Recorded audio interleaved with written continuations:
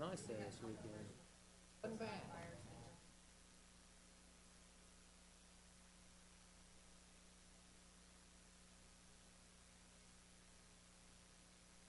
I live in Corpus.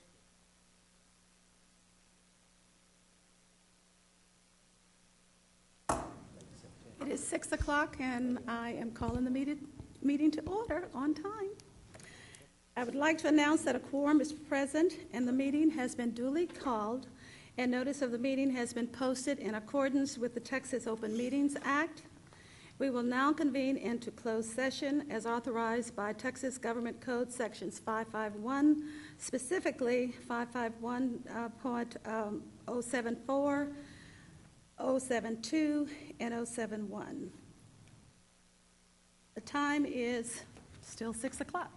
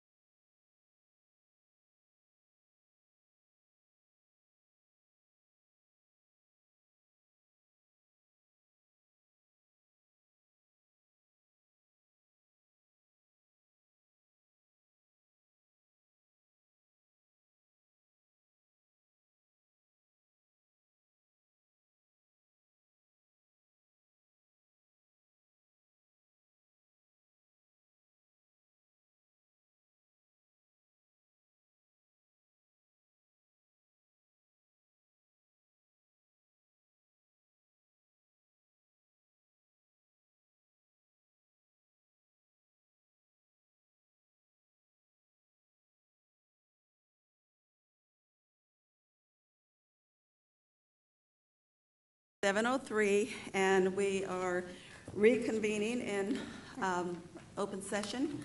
Please join me for the Pledge of Allegiance.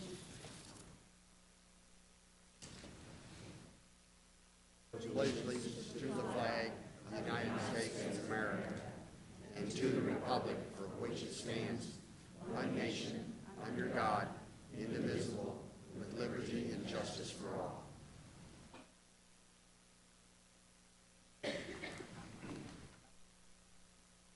We will now consider the item discussed in closed session. Do I hear a motion? Madam Chairman, I recommend that we approve the items as discussed in closed section under Texas Government Code 551074 and 072. Is there a second? It's been moved by Mr. Ferguson, second by Ms. Fowdy. Any discussion? All in favor? Show by hand. Unanimous. Thank you. At this time, we will have awards presentations. Dr. Waddell. Thank you, Ms. Gregg. At this time, I'd like to call upon Brad Killingsworth for our first presentation.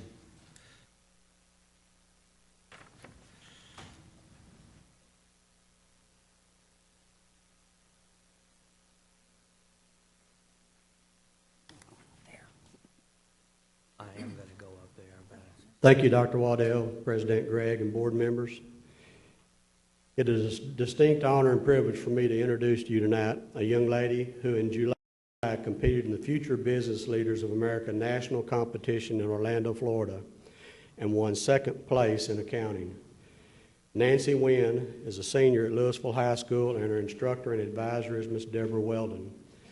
When you think about the number of high school students across the United States that are taking accounting, it accentuates the enormity of Nancy's accomplishment, and there's only one person that scored higher in the entire nation. We're so very proud of both Nancy and Ms. Weldon.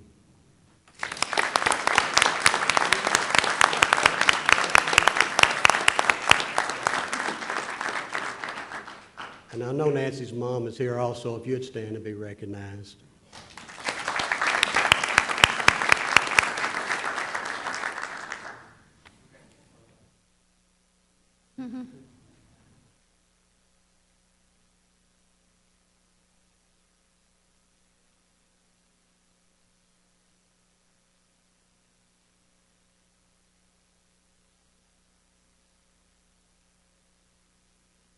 Thank you. Next, I'd like to call up Beth Brockman for our next presentation.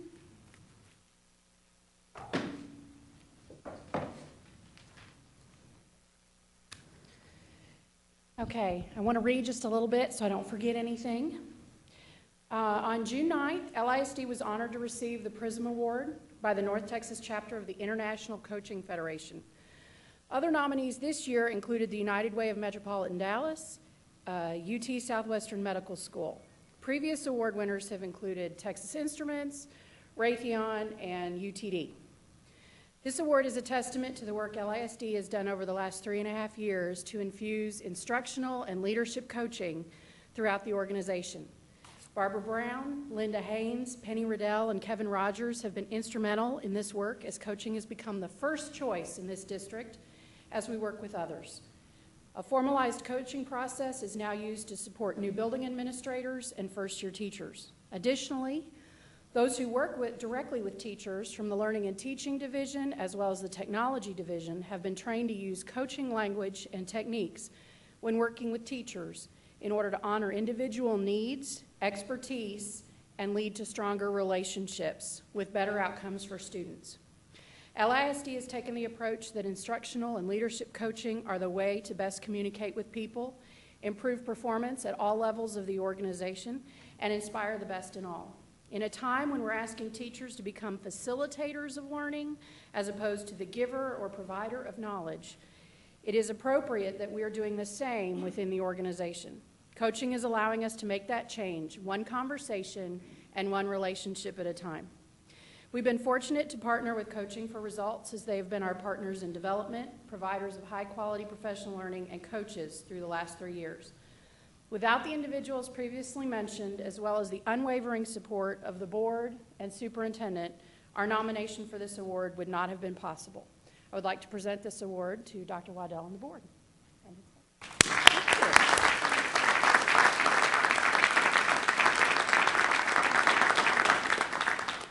Thank you, Ms. Brockman, and thank you, board, for your leadership on this, and to Dr. Haynes, Dr. Rogers, Dr. Riddell, and Ms. Brockman. Coaching definitely is the way to move forward and improve the capacities and competencies of our people. I just commend you all for taking that initiative to emphasize this for our people, and we're very proud of this, and this is heavy. Thank you. Ms. Gregg, I thought for Congratulations. sure Dr. Haynes and Dr. Riddell would jump up here to receive that award, but for some reason. Yes. Are any of the coaches that are out there, Ms. Brown? I read about the Prism Award, and it was saying that originally it had started with 28 technology people and has just blossomed to now that we have more than 200. So I think that's phenomenal. Any other coaches?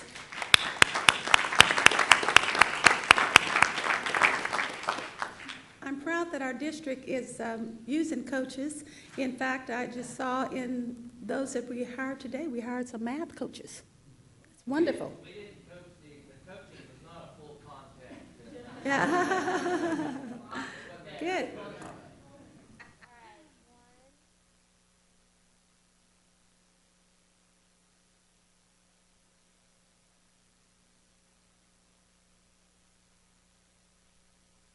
Thank you. Keep up the good work.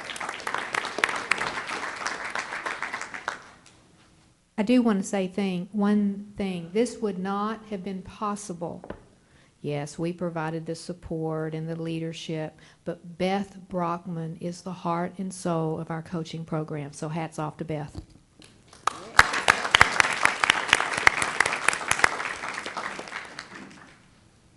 We're down to open forum. Persons desiring to address the board must fill out a speaker's card prior to the meeting. No presentation shall exceed 3 minutes.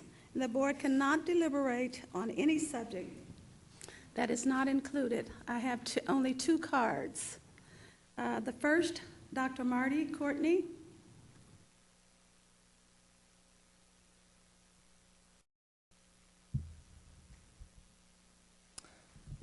Good evening. I'm here tonight representing the United LHS Fine Arts faculty to voice our wishes and concerns regarding the 3 proposals for the auditorium at Lewisville High School. As a fine arts staff at LHS, we believe a new auditorium should be constructed on the main campus, connected to the west side of the building along Valley Parkway. Our reasons are as follows. Under an option 1, a renovation of the current LHS facility would present, number 1, a separation of facilities causing undue wear and tear on equipment moving across the parking lot. Number 2, the necessity to move equipment outside in the event of inclement weather such as rain or sleet.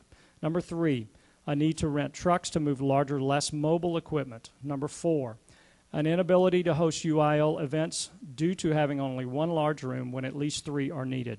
And number 5, the renovation only addresses simply sprinkler systems and cosmetic changes. Under an option 2, a new LHS auditorium on the east side of LHS would put 4 high-traffic areas in the same section of campus: stadium, basketball arena, cafeteria, and a new auditorium. Why is this a problem? Because LHS has multiple events that occur on campus on the same evening, especially in the spring. An example, a soccer game, a basketball game, a banquet, and a concert all at the same time. All 4 events in the same section of campus would cause major traffic problems of both cars and people entering the building. In addition, as fine arts professionals, this proposal also creates an aesthetic imbalance to the facility. Under an option 3, a new auditorium connected to the school on the west side of the building would allow for the following positive opportunities at LHS which do not currently exist. 1, It would meet the current LISD standards for auditoriums. 2, it would create a state-of-the-art auditorium to work with a new state-of-the-art facility on the campus of Lewisville High School. Number 3, it would allow for easy access down a short hallway for the fine arts programs to be able to get to the auditorium. I refer you to Flower Mound High School and Hebron High School. Number 4, it would separate traffic flow from the other high-traffic, large traffic areas for multiple events. Number 5, it would enable LHS fine arts programs to host UIL fine arts events on our campus. Number 6, it would create an aesthetic balance to the new campus. Number 7, it would save the wear and tear of equipment and personnel and remove the need for rental trucks to move large equipment. Number 8, it would provide a smaller 800-seat auditorium, which when filled to capacity would promote a positive performing environment as opposed to a half-filled 1,500-seat auditorium that does not meet our needs. Number 9, lastly, most importantly, it would promote a positive learning environment for all fine arts student performances and exhibits. As you deliberate and vote on the future of Lewisville High School, it is our desire that you consider these factors in your decision. Thank you. Thank you. Next, Mr. Tickner, David Tickner.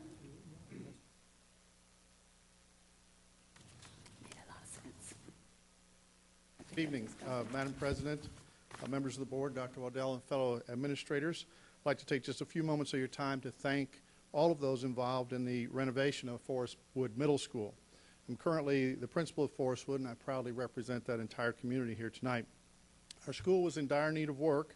Air conditioning units were old, unreliable, parts were unavailable. Every time the electricity flickered, maintenance personnel had to lay hands on 100 air conditioning units to get us up and running again. Our roof was a constant challenge. The leaks were relentless, regardless of the number of contractors and repairs. One leak was repaired, 2 new ones would pop up. Many in the community wondered if we needed such extensive work because the school looked so good. And that is thanks to our maintenance and custodial staff and the hard work they do each day. After 20 years, any building needs a lot of work. Think of our own homes and the amount that we invest in them each day.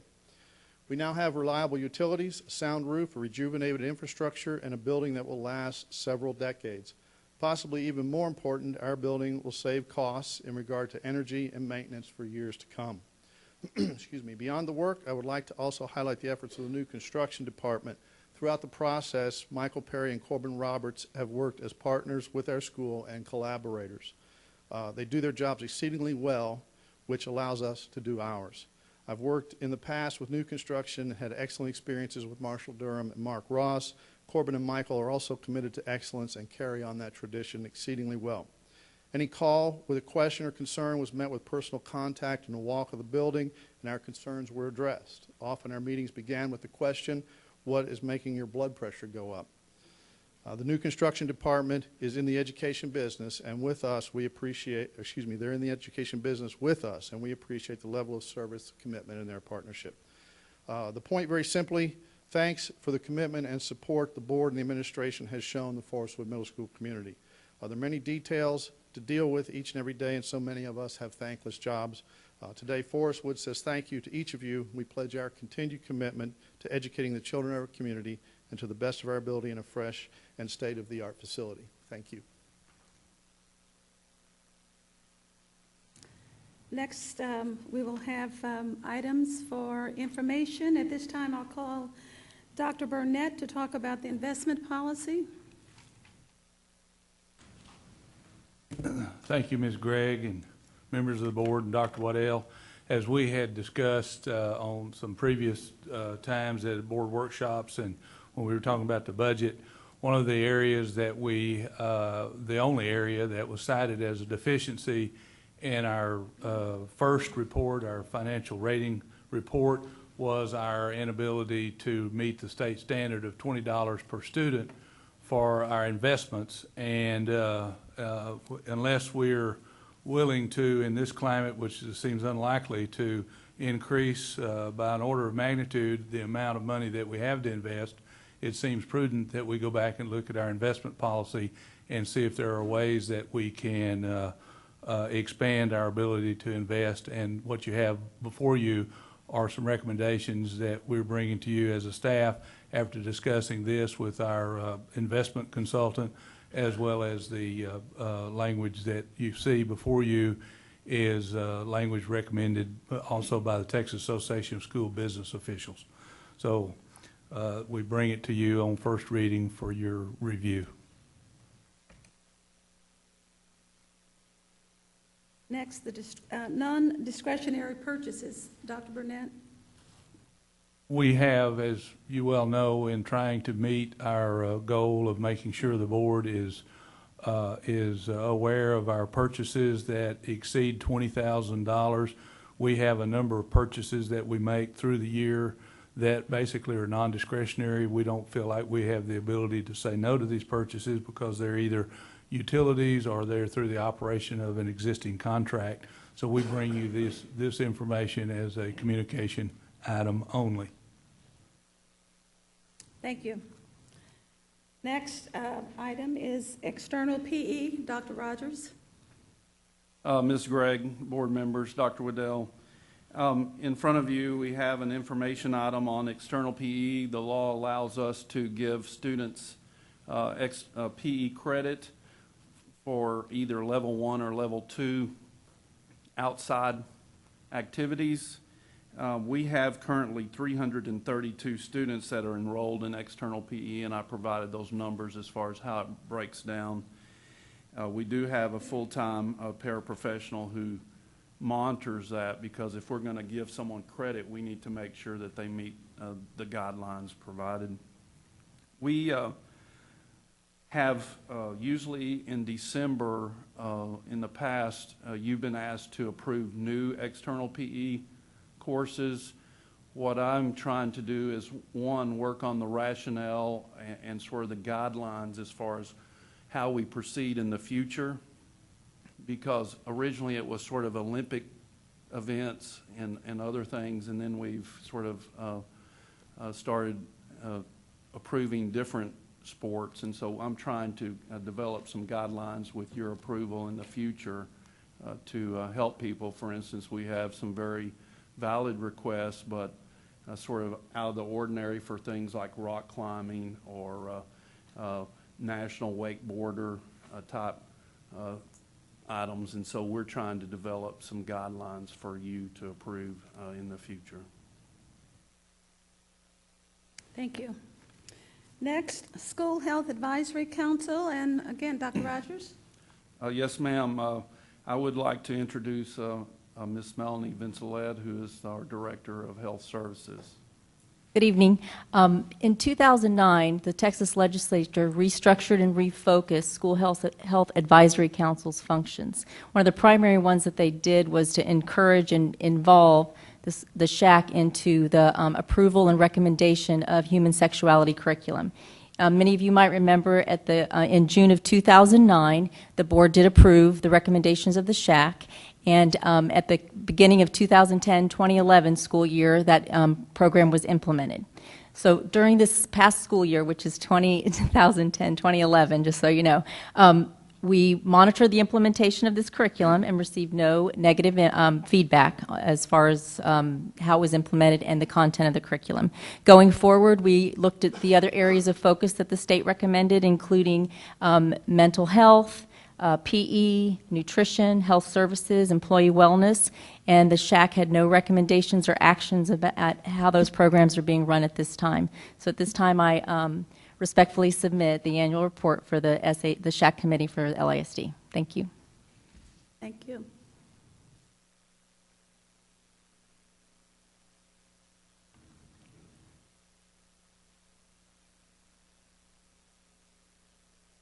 Turned it off. Dr. Rogers. Yes, ma'am. Last April, when the board voted as far as to move forward with the LHS 9 and 10 campuses, one of the requests, which was a very valid request, is how are we in the future going to evaluate the success of these schools. And so beginning last April, there's a group that I've been working with over more than a year called Farmer Focus Committee. But after the board made that approval, we began having those discussions last April and last May, and what you see is that we wanted to provide really focus on 3 areas, and this is a committee of 35 folks. We wanted to focus on academic excellence. We wanted to focus on pride and tradition. And then the third area was unity and consistency.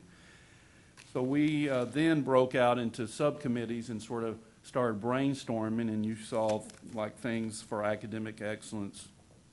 Certainly we want to focus on pre-AP and AP enrollment in the three LHS schools, dual credit enrollment, PSAT, and the list goes on. Then certainly we want to focus on some other areas of measurement in pride and tradition and unity and consistency, things like co-curricular and extracurricular club participation, fine arts program participation, frequency of collaborative meetings, opportunities for parents, students, and teachers to collaborate, how often they can meet as a group, not just isolated 3 campuses. Certainly in the future, we plan to add surveys for our stakeholders and for our students to where they can have some voice into the input and to the evaluation metrics of the 3 campuses. We have not had our first Farmer Focus Committee meeting this year. It's actually scheduled for this Wednesday. And certainly we will continue to sort of revise these goals, and we would request the opportunity to bring sort of a finalized product to you in December of this year, and then understand that we will report to you by the end of this next August 2012 of what the baseline data is before we can then begin the evaluation process. Thank you. Next will be our discussion items, and the first will be TASB Local Policy Update 90. Dr. Haynes. Thank you, Madam Chair. All of you received Policy Update 90 on electronic form. One of the summary pages that I hope everyone has had a chance to look at is the vantage points, and this just summarizes everything in the policy. I am prepared to highlight under the explanatory notes. So you have the summary document, and then you have the explanatory notes that give you a little more detail in terms of how this is affecting our local policy. For the most part, as I stated in the memorandum, most of this is legal. There are a few areas for local policy. However, there are 2 main areas that are of particular interest. One, of course, is the technology usage, not only by the Board of Trustees in one section, but also how we're working with our campuses and the use of technology and what's permissible and not at the campus level. When you move forward to adopt Policy Update 90 next month, I will have for you to sign to update your files an acceptable user agreement for board members as it relates to the use of technology that is, is owned by the district, but you use as a trustee in your work with the board, with each other, as well as the superintendent. That is, if you are looking at your explanatory notes, that's the board members' BBI, technology resources, and electronic communications. The other major area that is not ready for discussion tonight will be provided by Dr. Riddell, hopefully next month. We are looking at the STAR program policy. This is involving the end of course examinations. Dr. Riddell and her group were prepared to present tonight. However, TEA sent out a rather extensive question and answer document last week, I believe. And now we are having to completely redo the document that Dr. Waddell, Dr. Rogers, and staff have been working on. So we will be prepared in October to bring that forward as an item for your review so that you completely understand, at least to our ability to understand it, to pass on to your ability to understand it, what the end of course requirements are all about, how does that affect the grades and graduation and all sorts of other things. So we will have a more extensive discussion and hopefully action on that item. So unless you have specific questions about any of the other policies, other than I will point out a third one, we do have revised professional code of ethics that are also in here. So those are really the main parts. The rest is cleanup and/or clarification of legal language. Are there any questions? Anyone?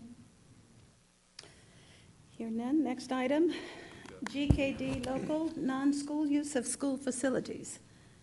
Dr. Rogers? Yes, ma'am, my favorite topic. Yes. Got it all solved. If you remember last month, Madam President, we talked as an information item about the non-school use of school facilities. Really, the conversation started with some use or really maybe abuse of some of our outside fields and some destruction, and really maintenance department had to resod and work in some areas. And so what we've tried to do is, and with the help of Mr. Williams from facilities, is to look at the policy in general, and to look at how we as administration, campus administration, can streamline the process of how and who and when we allow to use our facilities. And so that's dealt with policy GKD local. But what we've done is Mr. Williams and I met with 5 representatives, a representative from 5 different city parks and leisure departments, trying to talk with them about our interlocal use agreements that we use. We have looked, I know Larry has evaluated possible fencing. And so when we look, we have over 400 events at our campuses a month. And we also, though, administratively, some campuses allow, without going through facility services, some groups to use and others. And so we're concerned about the inconsistency of how we enforce who's able to use our facilities. And so what we are recommending to streamline the process is for all facility use, except, and this is non-school groups, all facility use to go through facility services. Just because they go through facility services doesn't mean that they'll have to pay a fee. There are still some groups that would not have to pay a fee, but they would still have to do the rental agreement through facility services. There's someone that deals with that.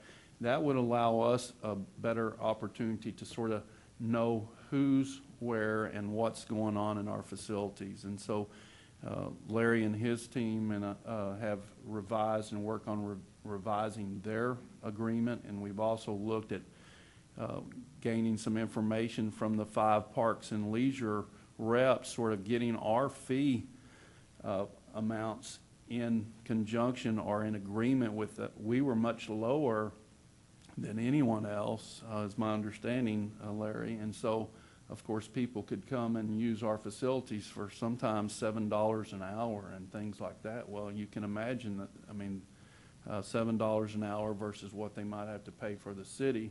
They're coming to us. We certainly want to serve our community, and we certainly want people to have the opportunity to use our facilities, but we just want to get a better handle on the system. So I actually have for future, there's 2 proposed revisions to GKD local.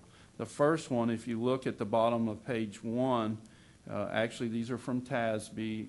It really streamlines and deletes most of paragraph 1, the approval of use, and just puts it there. The facility services office shall have the authority for approval of all non-school uses of district facilities and shall coordinate scheduling with the campus principal. We believe campus principals need to be a part of the process.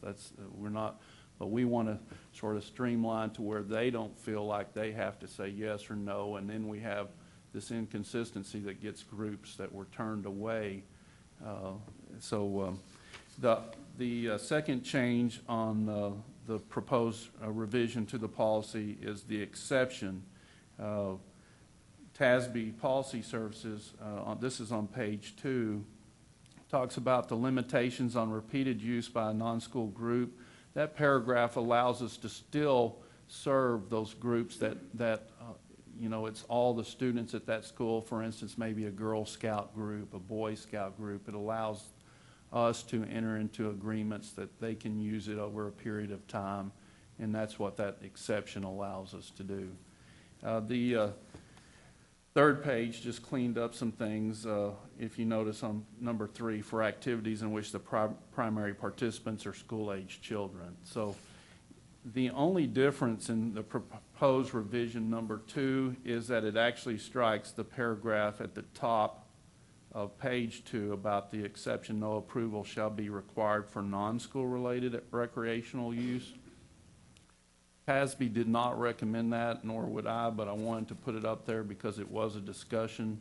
And that the problem with that paragraph is if you adopted that, it might create some issues as far as those neighborhood walkers that walk around the track and those people that just recreationally, you know, show up and no one's using the tennis courts and they want access to play tennis and so on. So certainly in the future, you know, I would certainly recommend revision 1, but that'll be next month.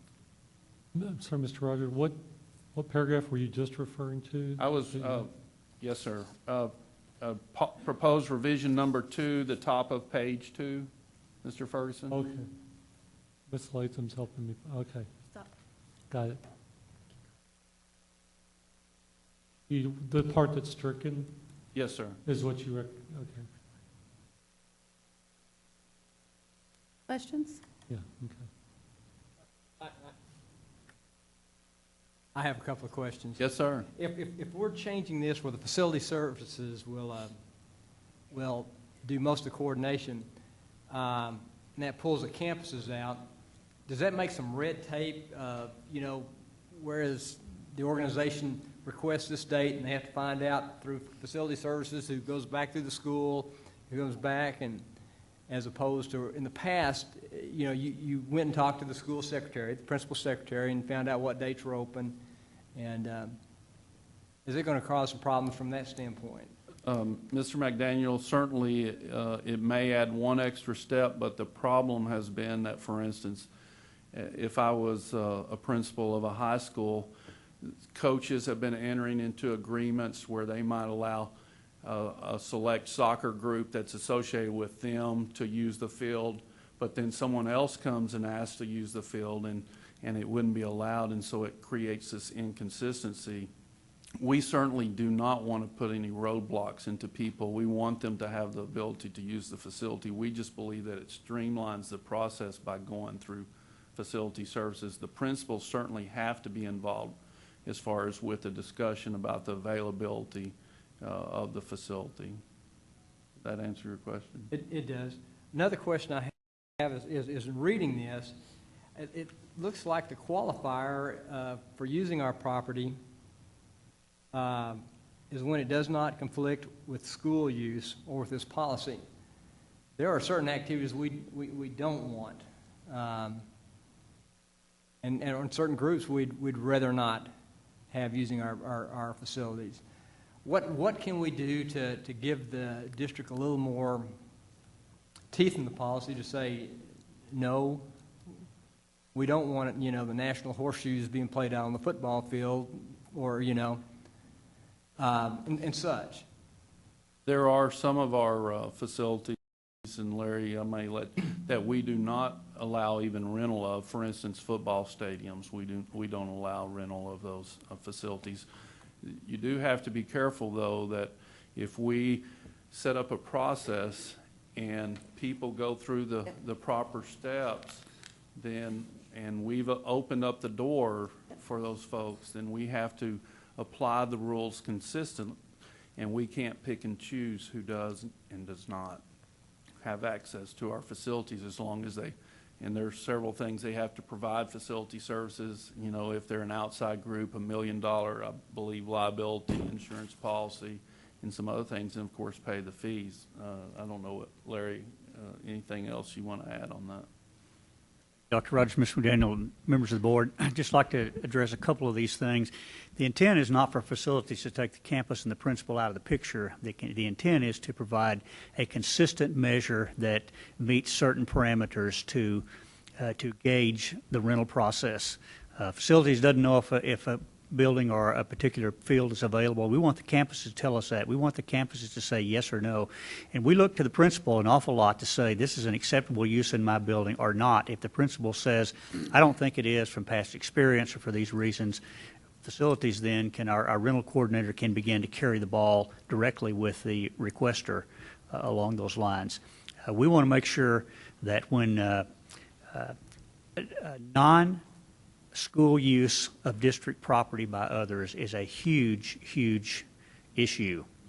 We want to make sure that we know who's in our building, what they're supposed to be doing, who's going to unlock the door, who's going to ensure the door's locked, who's going to turn the air conditioner or the heat on at the appropriate times or turn it to an occupied setting. And then we want to make sure that group has a liability insurance policy that has the district as an insured a holder for our protection. That's really the whole intent of the rental process. And, we want to be able to judge the events based on a logical, common sense criteria. We don't want them starting fires outside. We don't want them doing those things. We just have to use our discretion, and really the campus and the rental process has to work in conjunction with each other to determine those things. Mr. Williams, you mentioned that, going back to the principal and saying, is this a good use or is this something that we want to do? Would it not be good to have, something in the document, the policy statement that says that do not conflict with school use or with this policy or is not in the best interest of the district?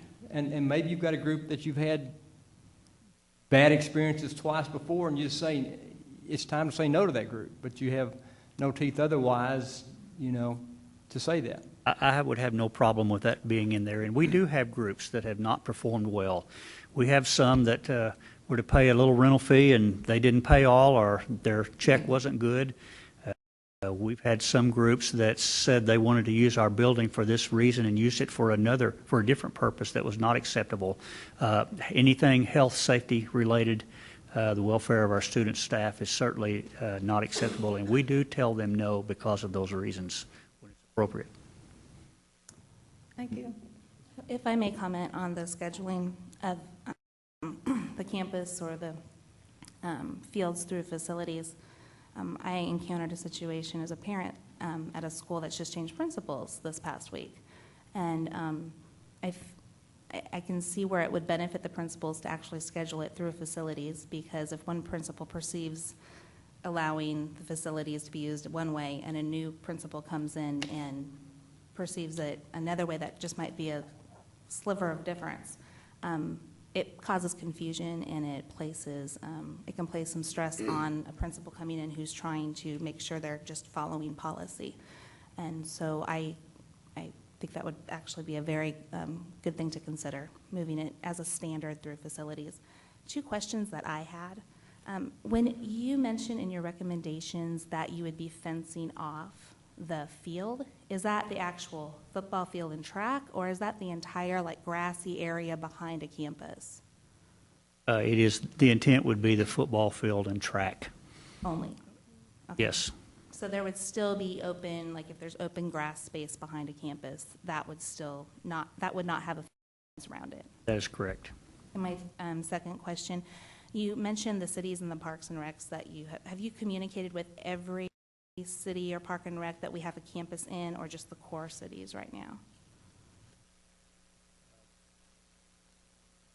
Probably just the core cities, because not all the communities we have something in has a parks department. Lewisville, Carrollton, Highland Village, Flower Mound, and the Colony have been our focus, because those are the ones that get the most use. Once the policy has been approved, will you make sure those cities that have park and recs that we have campuses or facilities in will have a new copy of this and clear understanding?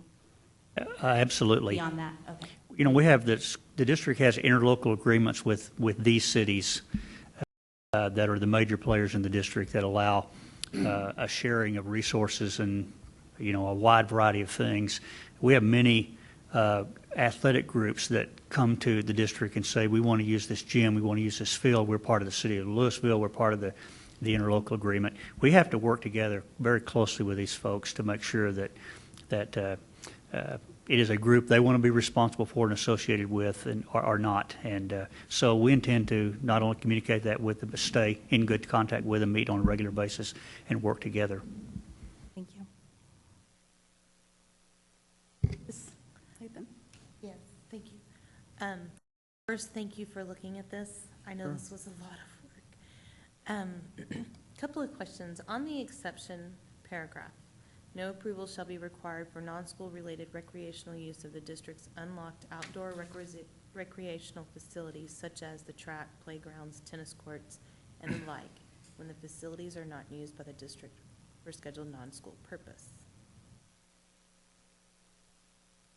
If you have that exception in there, and we have an organized, which I know one of the reasons I asked for attention to be brought to this was organized soccer leagues bypassing the city and the Glassett organization and using our fields. You have this exception policy in there. We're going to have the same issue, am I right? According to TASB Policy Services, we won't because, Ms. Latham, because of the term recreational. Now, we may need to provide a little better definition, and I might need to get them to define recreational versus organized, you know, groups. But she was very concerned that if we took out this exception paragraph at the top of page 2, then this would actually be limiting and or prohibiting those walkers in the neighborhood and those groups, which we certainly don't want to do. So the other point that Mr. Williams in one of the recommendations is about really the fields that we're having the trouble with overall are the fields that are not fenced now. And so that's something that you will certainly have to consider as far as whether or not we want to fence, I believe, 7 middle school fields that are not fenced. But I can certainly run that before the next month. I'll run it by the TASB policy department and make sure. I certainly understand your concern, which is why we initially thought we should possibly strike it, but she felt that we should not. Another question that I have is, if we're going to, and I like the idea of funneling all of the requests through the Facility Services Department, do we have the head count for that, or are we going to have to add head count? What does that do to us resource-wise? Ms. Latham, we already have a person whose full-time job is is a rental coordinator. Okay. So we will not have to add anyone to do it. We're doing it now. And my third question lends to, how are you going to enforce this? Mike's still going to have to drive around on the weekends and call you on your cell phone? I certainly hope not.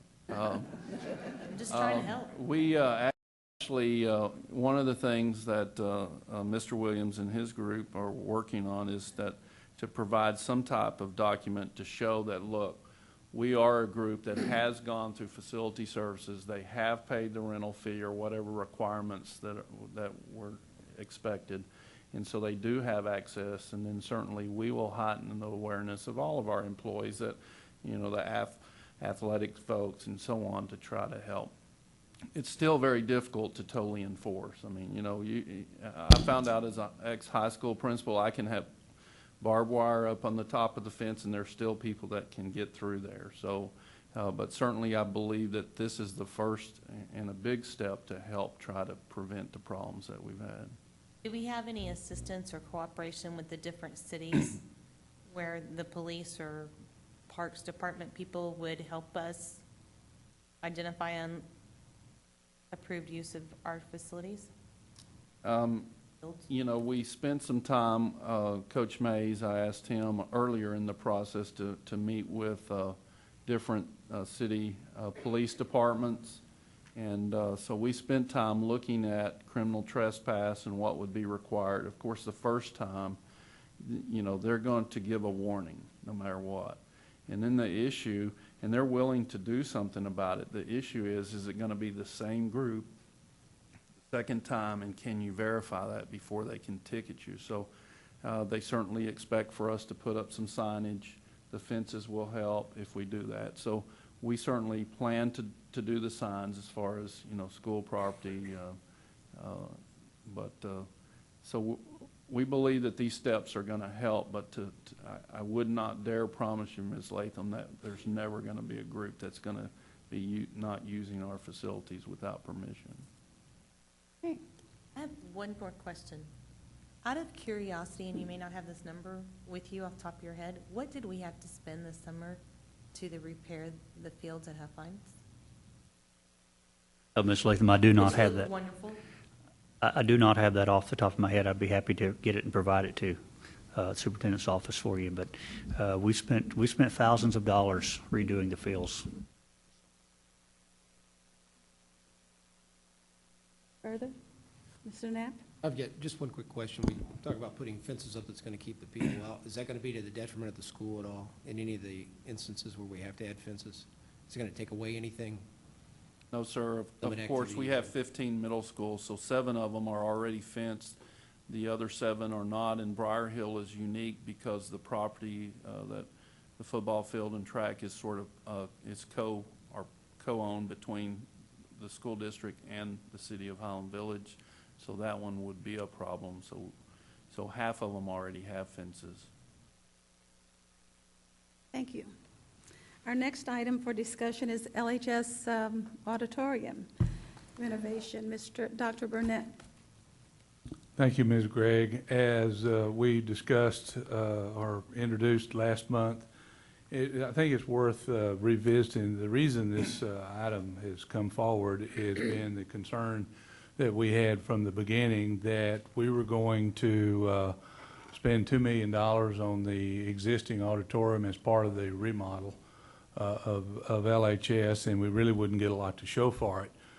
So we began to look at some different options, and this is, we've added, from what you saw last month, we added an additional option of an 1,100 seat option, which is a little larger. It kind of splits the difference between the 850 and the 1350 that we looked at, and so we wanted you to have that option. I think it's the idea tonight about adding it to the west side's intriguing. I think there was some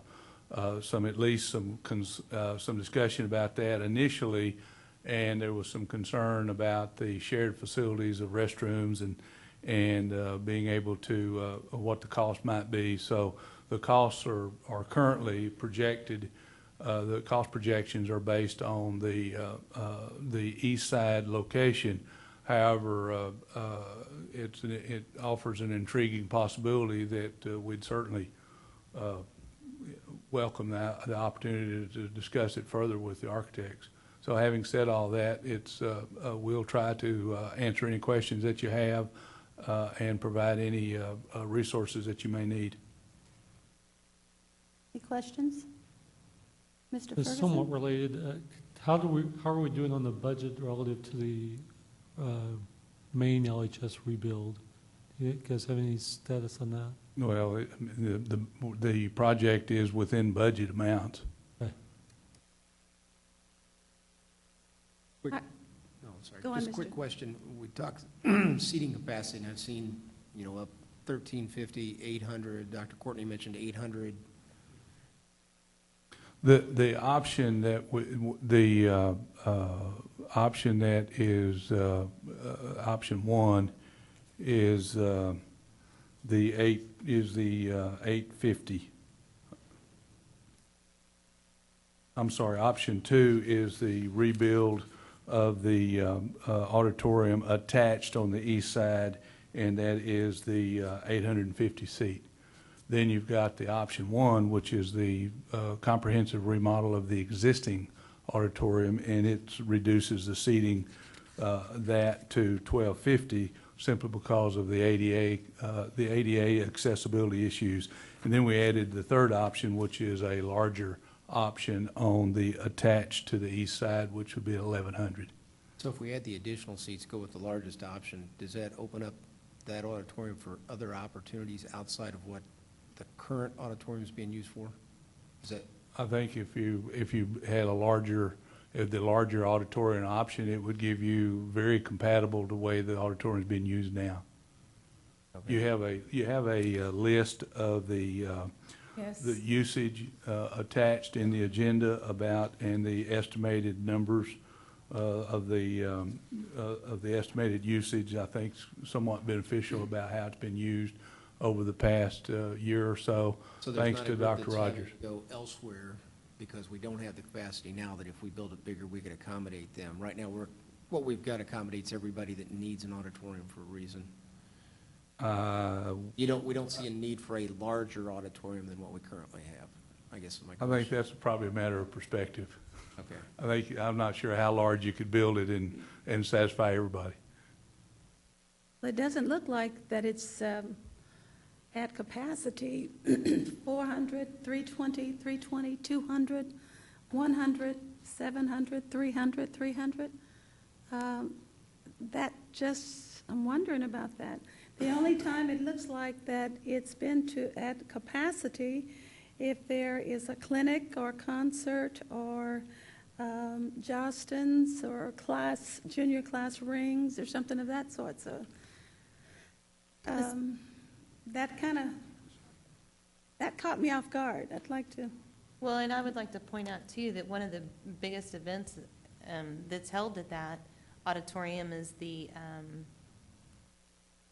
Christmas play. My brain just went into Nutcracker. it. The Nutcracker. Yes. And there was no numbers. No for that. number. And I meant to email. That's the sold orchestra. out. Yeah, all this- the time. All the time. So we know that that's there. And I would also like to point out that if we go with the less than 1,000 seats, the fine arts, that we just built these really magnificent fine art facilities at LHS and around the district. They're the ones that take the hit because they don't have a large enough facility. I like the 1,100 number, but along one of the lines of what Jeff asked, is there a possibility to build this auditorium so that it could be used for other functions such as the end of the year LISD banquet, the LEF gala, etc.? You don't know the answer to that Well, right now, I but mean, is it possible? Of course it's possible. It's just a matter of how many resources you want to commit to the project. I mean, you know. It's designed as an auditorium, so to sit there and see somebody do something on a stage, Right. it's not a multi-use facility. Keep in mind that, like a gala would be impossible in a facility Right. like that. You'd have to have something entirely different. One thing the high school now has is that new gym, which is a pretty impressive facility. It's huge.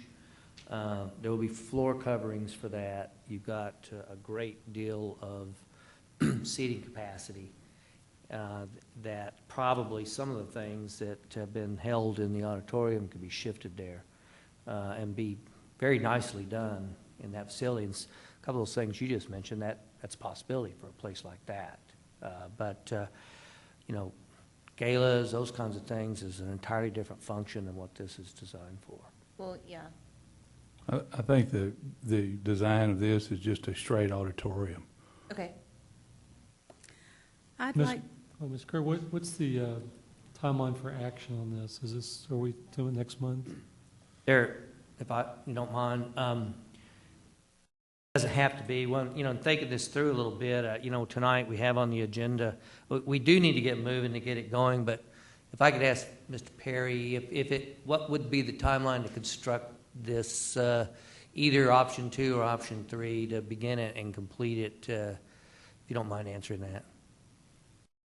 Dr. Waddell, it's approximately a year construction. We're more concerned about the design time. We need some time to design and get through the city permitting process, and I'm confident the city will work with us, but it is a time-extensive project. So construction's only about 12 months. What about the design phase, do you figure?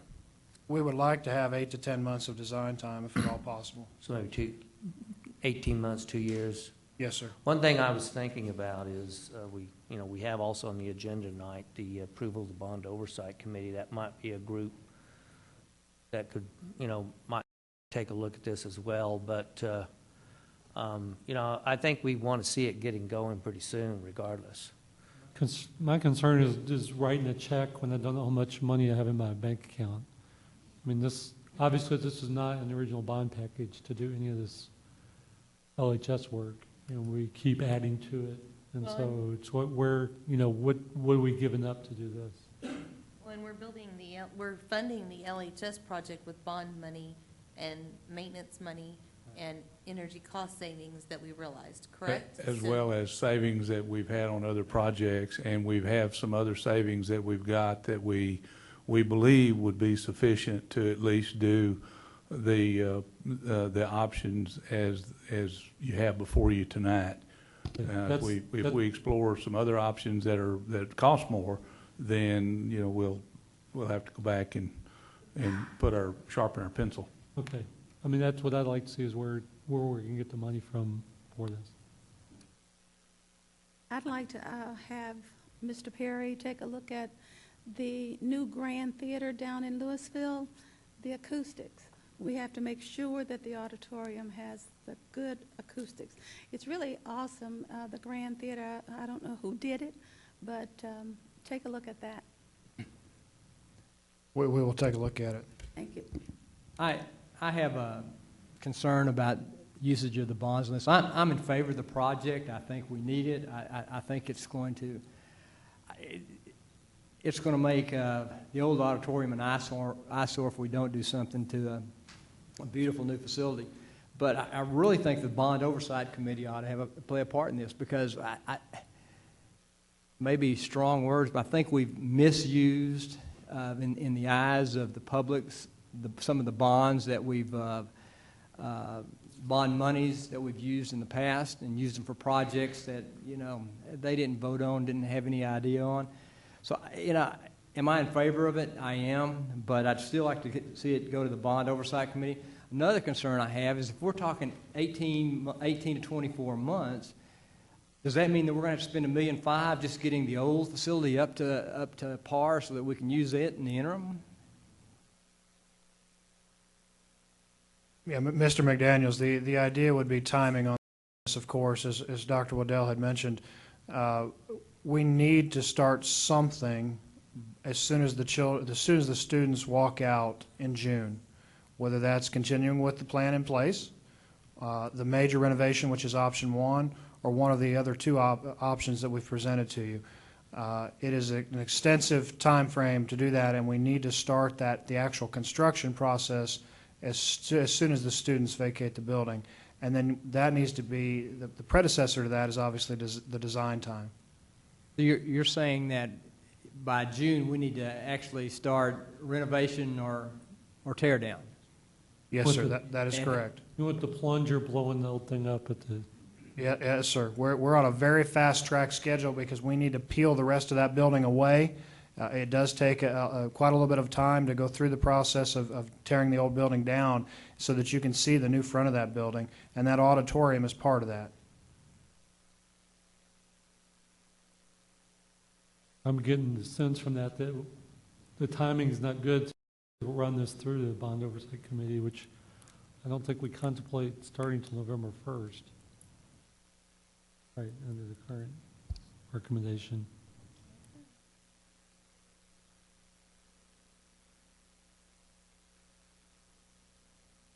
Well, did we want to give a direction, and have we given that direction to? But right, but as far as what they want to start putting together to bring into us, so they're going to bring a proposal of an 850 or 1,100, or do we want to give him some direction as to what to bring forward the next time, or? Do we want to do that? What's your pleasure? Well, it was my understanding that This is a tonight we discussed it. discussion, and they'll next- bring an action item next month? Next month, they'll bring these three options back to us for a decision, and they're gonna look at, What the, putting something possibly on the east side. Am I What we right? heard West, tonight? sorry, west. Possibility? Yeah, Mrs. Latham, we'll look at that again. We looked at it once before, and I might tell you that the proposals you have in front of you, the values that you see are contingent upon us sharing restrooms and concession spaces that are there with the gymnasiums. Right. I might also add, as many of you know, that west wing is the older section, approximately 12 years old, and has narrower corridors. The good thing about where we're putting it is you have these big, wide-open corridors that we can take equipment down, so. the other high schools are at about 850. Is that the standard auditorium size? They are approximately 850, Mr. Ferguson. Anything further? We'll have this on as an action. You can decide which way you want to go, which could include referring it to the Bond Oversight Committee. Okay, thank you. The next, that brings us to the Bond Oversight Committee. Dr. Burnett. Again, this is a discussion item. We have been talking about this and present it to you tonight as a discussion item for the concept of naming a 14-member committee that would be charged with the reviewing the expenditures and the projects and looking at how we spend our money, looking at the various projects, seeing if there's any reason to make other recommendations about changes and those kinds of things, and to use a citizens group to build some of the credibility that Mr. McDaniel referred to just a minute ago. When I saw monthly meetings, do you think you run people off monthly meetings, or do you think you need to meet that often? It would be our request that they meet monthly and report at least quarterly or more often as the board sees fit. But it's ultimately we will as soon as you have the committee in place, we will invite them to a date specific first meeting, and then at that point we would expect or ask them to consider naming a chairperson and then naming their own meeting dates to meet at least monthly. Whatever, Saturday morning, whenever they want to meet, Tuesday night, whatever schedule they can work in, because we would anticipate these are going to be busy people. Board, are we expect to action on this in October as well to approve? Yes, sir. And are we going to expected to approve the nominees then at that time, or is it going to be separate? So that would facilitate. That would be what we would request, that you send your nominees to the superintendent's office, and we'll compile them. If you for whatever reason have not asked them or notified them, then we would send out contact lists and try to get a date, and then the entire committee would be submitted to the board for approval. We'd like to do that approval when we approve the concept, so they're ready to go. Okay. Next, item for discussion, the pre-K 3 report card. Dr. Riddell. Madam President, board members, Dr. Waddell. In prior years, we've had a reporting mechanism for our 3-year-olds, but we haven't made a formalized report card. And so we have been using the pre-kindergarten guidelines, and we've started last year to pilot a pre-K 3 report card, knowing that we would have more 3-year-olds coming to us this year. If you ever have a bad day, just go look at the 3-year-olds. Promise you'll feel better. So we have piloted a process where we would have 5 campuses involved in looking through what was piloted last year. Teachers have given input. Principals have had an opportunity for input. And it is in final revision now. What we would like to do is bring that to you. It is a standards-based report card, so what the students have to know, understand, and be able to do then is put on the report card as specific skills and specific information, and then the parent gets a lot of very detailed information about the children's performance. We did not bring this to you last month as an item because this process spilled over from last year into this year. So we would like to bring this to you after we have final teacher input for next month for your vote for implementation, should you decide you want to use it. Thank you. Any questions? Hearing none. Down to the action items. First item under the action item, we had to consider the nominee of the Denton Central Appraisal District Board of Directors. Dr. Burnett? The Appraisal District Board of Directors serve two-year terms. They will all be expiring at the end of December, so this is a biennial function of the the taxing entities of the county to come up with a slate of nominees. So you certainly can nominate anyone who's currently serving or any new people. Okay. I have a motion. I had one nominee, Mr. Mahalik, John Mahalik. I make the motion that we recommend John Mahalik again to serve on the board for the Denton Central Appraisal District of Directors. We can have more than one. I pulled up the names are down there on page 68.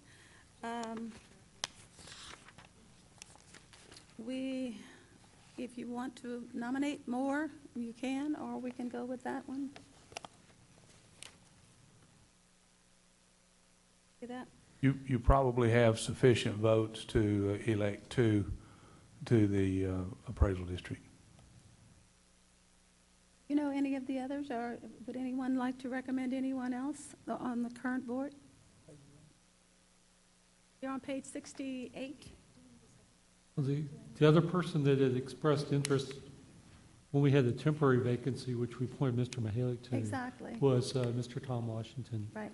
And I would place his name in nomination again. Okay, I think I had a motion for Ms. Latham and I'll Ms. second the nomination for okay. Mr. Mahalik.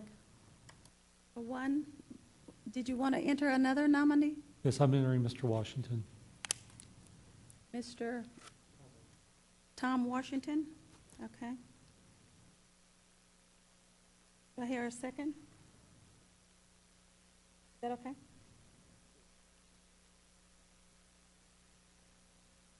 Well, I guess we should. That'd probably be best, so you vote on the First nominee, and then we'll discuss, okay. vote on Mr. Mahalik first. All in favor? Mr.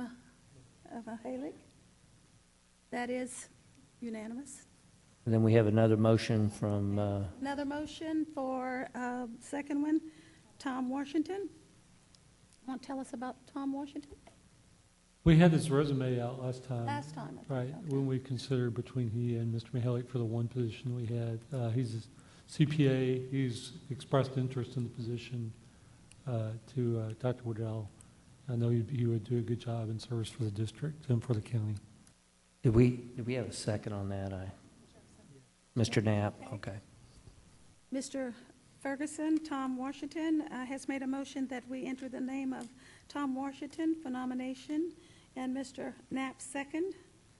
Any other discussion? Hear none. All in favor?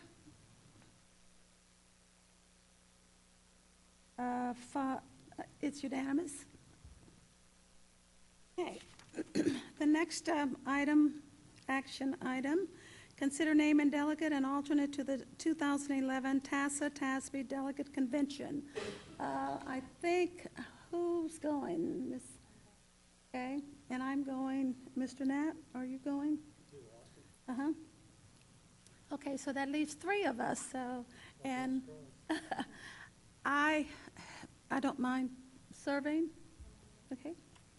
I nominate Ms. Pernell Gregg to serve as our delegate at the convention, the TASB convention. And, We all seconded. and I guess we will have the alternate, Ms. I nominate Fowdy. Ms. Fowdy to be our alternate member. Been moved by Mr. Ferguson, second by Mr. Knapp, that Ms. Fowdy be the alternate. Any discussion? All in favor? I think it's an interesting one. I think you'll like it. Okay. Yes. The next one. The next item, consider approval of all matters regarding termination of construction manager at Risk Services. Well, Number 3. oh, I'm sorry, I missed one. Q12 agreement, and I asked Dr. Haynes or Dr. Waddell to explain that because that's quite comprehensive. It sounds interesting, though. You want to call a motion first, ma'am? I move that we approve the item as recommended by the administration for Q12 agreement. Been moved by Mr. Ferguson, second by Ms. Latham, that we approve the Q12 agreement. Dr. Haynes, or? Had to find my notes. This initiative, first of all, the company and everyone knows Gallup and the reputation Gallup has. They also have an extensive database to pull from so that when they do surveys, there is that margin of error that's acceptable and that you know the data that you're getting is valid. That's the general comment.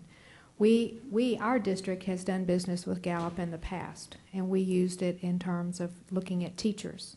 Dr. Waddell has used Gallup in the past for this particular purpose, as well as a survey on student success. And as a matter of fact, Dr. Waddell, myself, and a couple of other members have been invited over to Birdville to see the results of the data that they've been gathering over the past several years.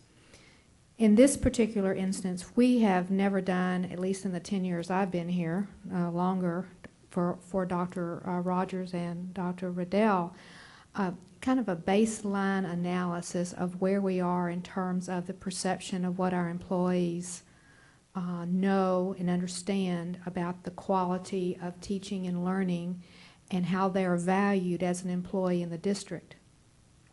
And as finances become more relevant in terms of what we're doing and we're redesigning how we're operating, we're going to begin to outsource some information or activities so that when we bring you information, it is not, this is what we think, or we've heard from a couple of people.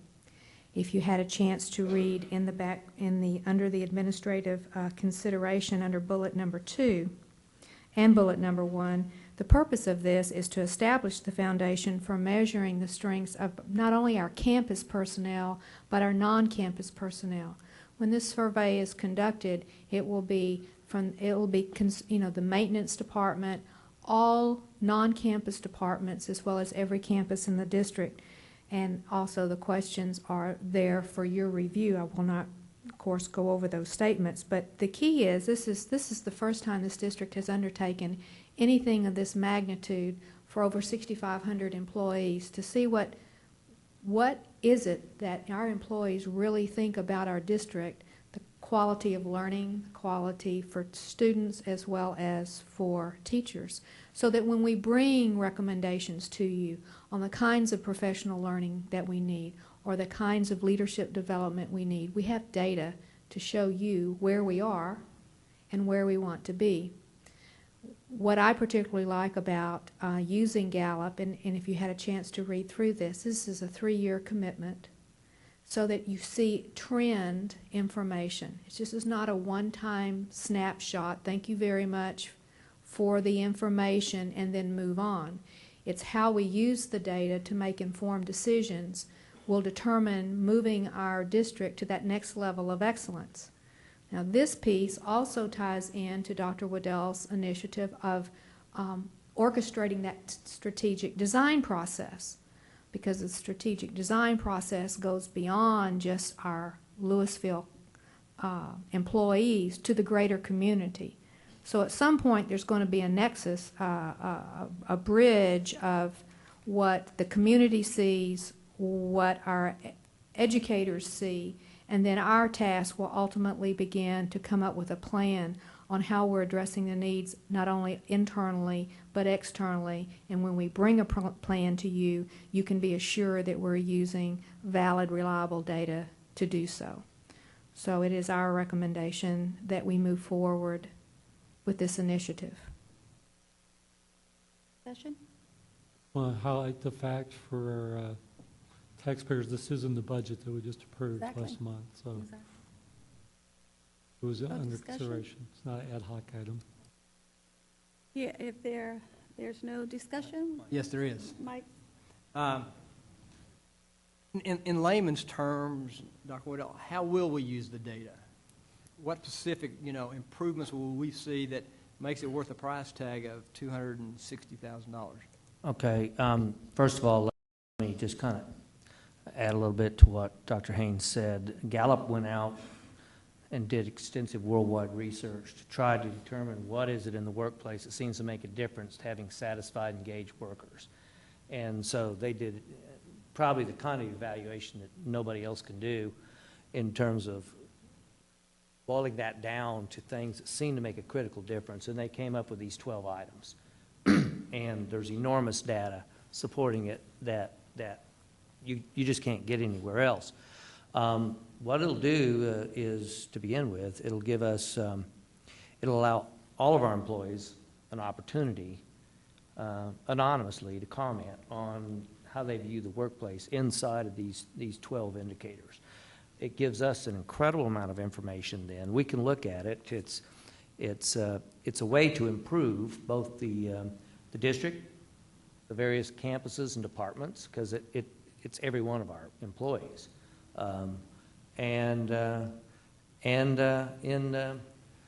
Even at smaller levels, to see what the level of engagement is, how they feel about their workplace. And it's not a gotcha kind of deal. It's a way to grow and to see where are we at, how can we get better. And they will provide us with an extensive report, and they have a measurement that they call the grand mean, and you have a statistical goal that you set in terms of where you want to get to move forward. Now, there really isn't necessarily a bad place to be. It's where am I now? And it's a place you want to move to. I will say, I'm rather proud to say this. We did that in Birdville. Our board was enthusiastic about it. We got a great deal of information. It gives you something concrete to go on in terms of working with your workers, and it's not a guess. It's not I think this is the case, and it's not a popularity contest either. And it's based on something that you know is real. But we were able to move forward in terms of trying to improve the organizational health of the district there. And I think I shared this with the board in the spring. BISD was the first school district in the world to be named a Gallup Quality Workplace. There's been a number of corporations that have achieved that, but not school districts. We couldn't, so we brought our district along based on that data. So I'd say it gives us a great opportunity to do something really substantial in terms of making it a better place to work for our people. The goal being there, if you do that, you're also going to make it a better place for students to learn. And so you have a healthier, happier workforce, and you have a higher quality learning environment. And I just think, if it's a significant tool in terms of helping us improve what we do. Dr. Haynes mentioned the budgeting issues. As our budgets get tighter and tighter, it is a substantial amount of money, but it's not anywhere close to the kind of reductions that we've seen. And what we've got to do is be more systematic, more sure, more concrete, more data-based in terms of making decisions. And our people become more and more critical as we have a diminishing of resources. So investing in them, that's what this is. It's an investment in our people. I think it's a positive way to respond to the diminishing resources that we're going to see. You invest in your people and you make this a good place for them to work. That's just going to pay huge dividends for us down the road. I'll have to defer to Mr. Ferguson, but if you take the amount for the contract and divide that by the number of employees that we have in the district, Mr. Ferguson, it comes out to be about, which is a very good investment, about $13, give or take a couple of dollars. Sure. Correct? Yeah, let's say $6,500. Yeah, it's going to be about $13 per year. So that's a pretty good investment. If you can pay $13 to make it a better place for people to work, that's pretty cheap. You get 2 Big Mac meals for that. So. But that's only twice. Any other discussion? Mr. McDaniel? I understand what you're telling me. The organizational health is important. I just think it sends the wrong message right now. I think we're pushing to stay financially healthy. And so for that reason, not that I don't see benefit and not that I don't see that it could help us down the road, I don't think I could be in favor of it at this point. It was included in the budget, am I correct? It's still an item that we don't have to spend monies on at this time, so I would be against it. Any other question? I would just like to make a comment that I'm excited that we are looking at the Q12. Like, you know, we've had many discussions before. The bow of this ship is turning, and we are seeing and hearing it in our employees across the entire district at all different levels. And I agree that this Q12 will give us some actual data instead of making decisions and whatnot on hearsay. And I look forward to LISD being one of those quality districts, because people will be beating down our door to work here. I agree. I think we're going in many different, we see many changes, but they're all exciting changes. We were at a point where we needed to just kind of take that next leap. And Dr. Waddell has come in, and we're leaping. So we're leaping. If no further questions, discussion, I'll call for the vote. Ready? All in favor?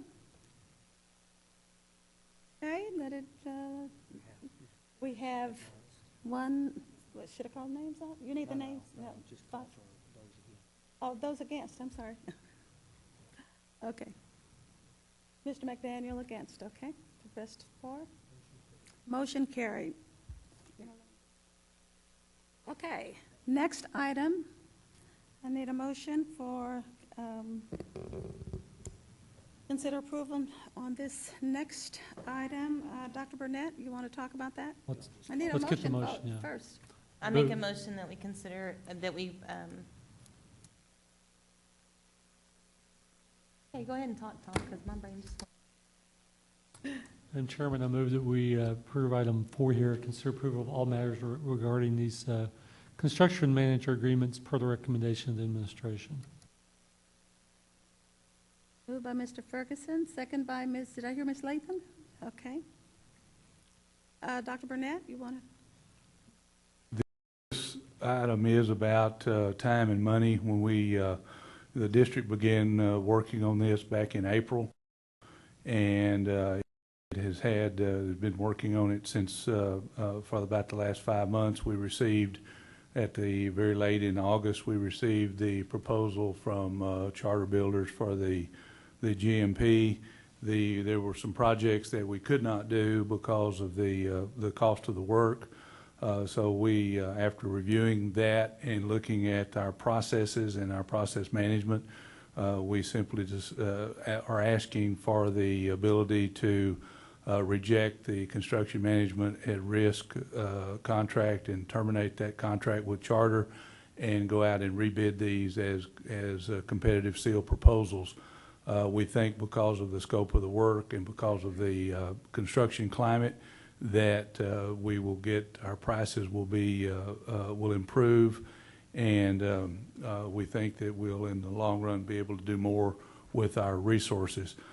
Just let me say this has nothing to do with the performance of Charter. They have been an outstanding contractor, an outstanding business partner. They've done a wonderful job on LHS. This is just simply about trying to do more with what we have and also to streamline our construction process. I was going to ask if this had anything to do with performance of Charter, but you took away my question, obviously. So we're just going to go rebid all these.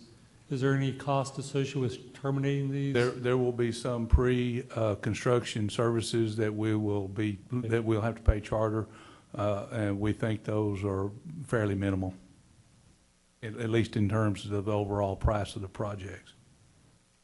Can Charter turn around and bid again on these, or? Absolutely, they can. They can bid it as a general contractor. What is minimal and we think their cost we're carrying, as you saw on the spreadsheet, is about $5,000. okay? And how much do we expect to save by changing? Well, we won't know that until we actually get the bids. I think we ought to at least save 5%. That being the case, why have we been using the what is it, the construction management at risk? Why have we been doing that if it's not? The construction management at risk process has been a great process for LISD when LISD was growing at 2,000 students a year, and the district had an enormous number of projects that they had to accomplish and they had to get them done. So it was a great process for managing a lot of construction items. As we all know, our construction projects they're slowing down. We don't have as many projects in the works. We've got people that on staff who can supervise the projects at a much higher level, and we think we can reap the savings of that supervision. Any further discussion? Ready for the vote? All in favor? Unanimous. Okay, that brings us down to the consent agenda. Is there anything that anyone would like to hold, discuss? If not, I need a motion. Now, there's a couple things I would like to discuss. Which Well, we can hold them. But do we need to, do Let's you have take a anything you need to motion. pull from No. the- Okay.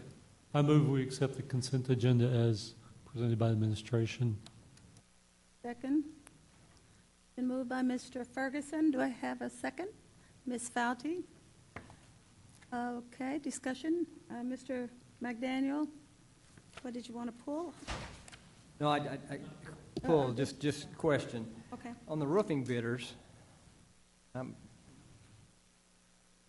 didn't write down that page.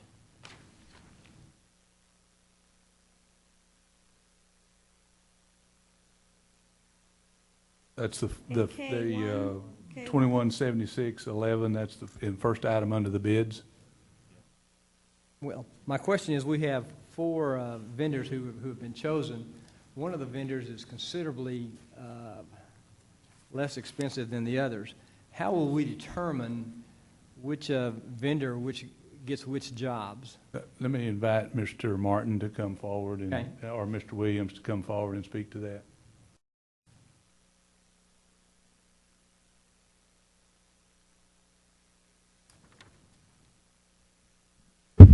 Thank you, Mr. McDaniel. 4 bidders listed. The low bidder is the bidder we intend to use for standard, simple leak repairs. We wanted the option of having others in the case of more extensive work so we could get more competitive bids instead of just giving it to one person. I'm sorry, Mr. Williams, I didn't follow that. You said you had one that was considerably lower, and you're going to use him for small jobs? Yes, sir, for just normal roof leak, roof patches, small leaks. We have a ton of those. If it ever starts raining again, we anticipate to have many places where there's small penetrations. We found over the past that when we only had one vendor for our roof work and we had much more extensive work, we don't think we got the best price because there was no reason to have a competitive bid. There were no other companies that were approved to be able to bid on those things. So we want to have a bank of roofing contractors that we can draw from to bid against each other to give us the best bid when the work is more extensive. Okay. So in other words, for the small jobs, we'll use the low bidder, but the others get the right to bid on the other jobs. That is correct. And no one outside of that group can bid. That is correct. Okay. Then I have another question if nobody else. I'm sorry. You have general merchandise and school groceries. That's in twice. One's on page 214 and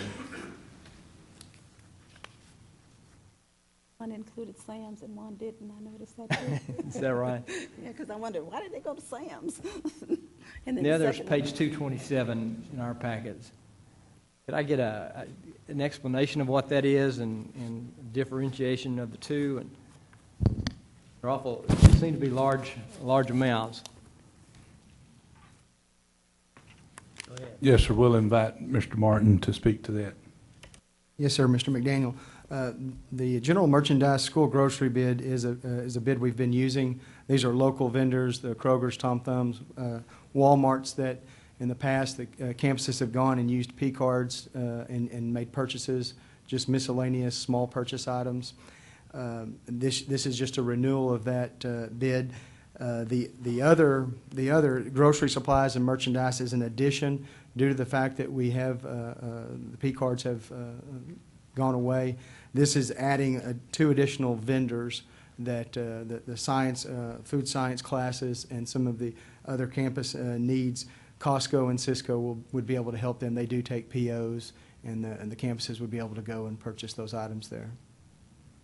But when a school comes with a P card or has a specific need of that sort of item, it comes out of a specific budget, does it not? Yes, sir. They would put on a PO and provide a basic list of what they're going to purchase at one of these locations, and then that would be approved. Okay, so the anticipated annual expense doesn't come out of our budget. They will come out of these specific budgets, but that's the aggregated amount. Is that correct? Yes, sir. Okay, I'm with you then. Anything else? Ready for the vote? All in favor? That's unanimous. That concludes that part of the our regular meeting. Our next item on the business is a level 3 grievance. Don't we take a break? I move that we go into recess until called to order by the chair. Thank you. Yep, take a few minutes recess, 5 minutes. Okay.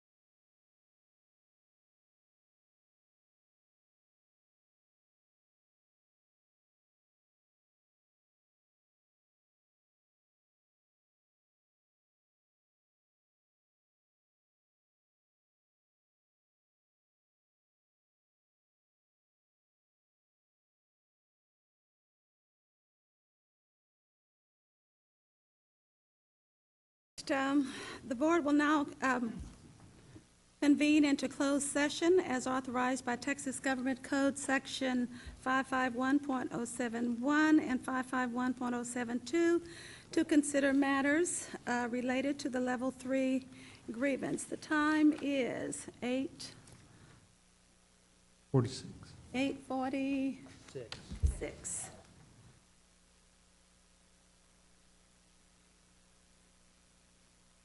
Objection?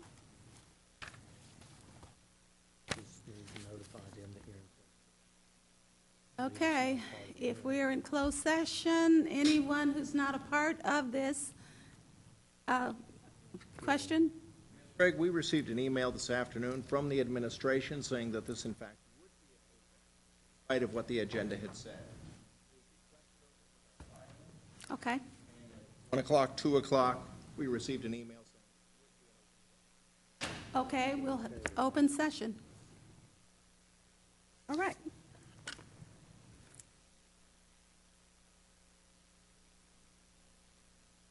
As presiding officer of this appeal, I will now go over procedures of this appeal. After my directions, any questions regarding procedures should be addressed to me as board president. This grievance appeal hearing is being recorded as well as taken down by a court reporter. Throughout the grievance presentation, I would ask that everyone let each person finish speaking and not interrupt anyone else so that the court reporter can understand everyone. For the record, I would ask that each board member and the superintendent introduce themselves. I'm Vernell Gregg, board president. Stephen Waddell, Superintendent of Schools. Mike McDaniel, board member. Jeff Knapp, board member. Brenda Latham, board member. Tom Ferguson, board member. Julie Foudy, board member. I now ask that the grievant and any representatives of the grievant to introduce themselves. Cheryl Rauscher, attorney for United Educators Association. Derek Hayenga, United Educators Association. Ray Famujiro, UEA. Stephen Poole with UEA. Mike Bowden, Lewisville ISD chapter president of UEA. You would ask that the school district representatives introduce themselves. Brenda West, executive director of HR. And Randall Gibbs, attorney for the district.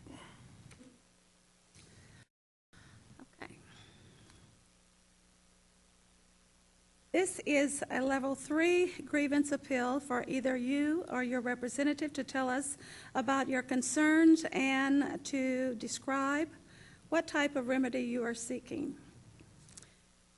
When presenting your concerns, please discuss only those facts detailed in your previous grievance conferences at level 2. The board has been provided for review the record of your complaint and will listen to your concerns. I will first provide up to 10 minutes to the district's administration for information on your grievance. After the presentation from the administration, you will be provided up to 15 minutes to discuss your concerns with us. This is not a formal hearing. There is no sworn testimony or cross-examination. Questions by the parties should be addressed to me as president of the board, and I will determine whether the question should be answered. Board members and the district want to fully understand your concerns related to this appeal, so we might ask questions to be certain that we do understand. If appropriate, I may also provide opportunities for additional comments by the administration or you. Please be advised that this is an appeal limited strictly to complaints earlier grieved by you at level 2. Your grievance presentation must not include any complaints that were not already first grieved and then also included in your level 2 appeal notice. Any failure to comply with the board policy and the procedural rules will result in appropriate action by me as the presiding officer, including the options of taking the matter into closed session, taking a recess, or ending the presentation in order to follow the board policy and the law. When the board has a full understanding of your grievance and what you are requesting as a resolution, I will conclude the appeal presentation. We will consider carefully what you say and provide you with a response tonight or by the end of the next regularly scheduled board meeting. At any appropriate time, the board may announce that it intends to go into closed session or deliberation or attorney consultation related to your appeal and grievance presentation pursuant to Texas Government Code Sections 551.071 and 551.074. Do you have any questions, representatives? Any questions? Yes, yes, ma'am. I have two questions. The first one is, will the representative who's making the presentation also be advising the board? Yes. I'm going to object to that on the record, if I may, please. I'm going to object to that as a conflict. My second question is, if there is new evidence available after our level 2 grievance. Would you speak in the mic, please? Oh, sure. If there's new evidence after the level 2 grievance, am I allowed to present that, Madam President? No. Thank you. We are now ready to begin. Thank you, Dr. Dale, members of the board.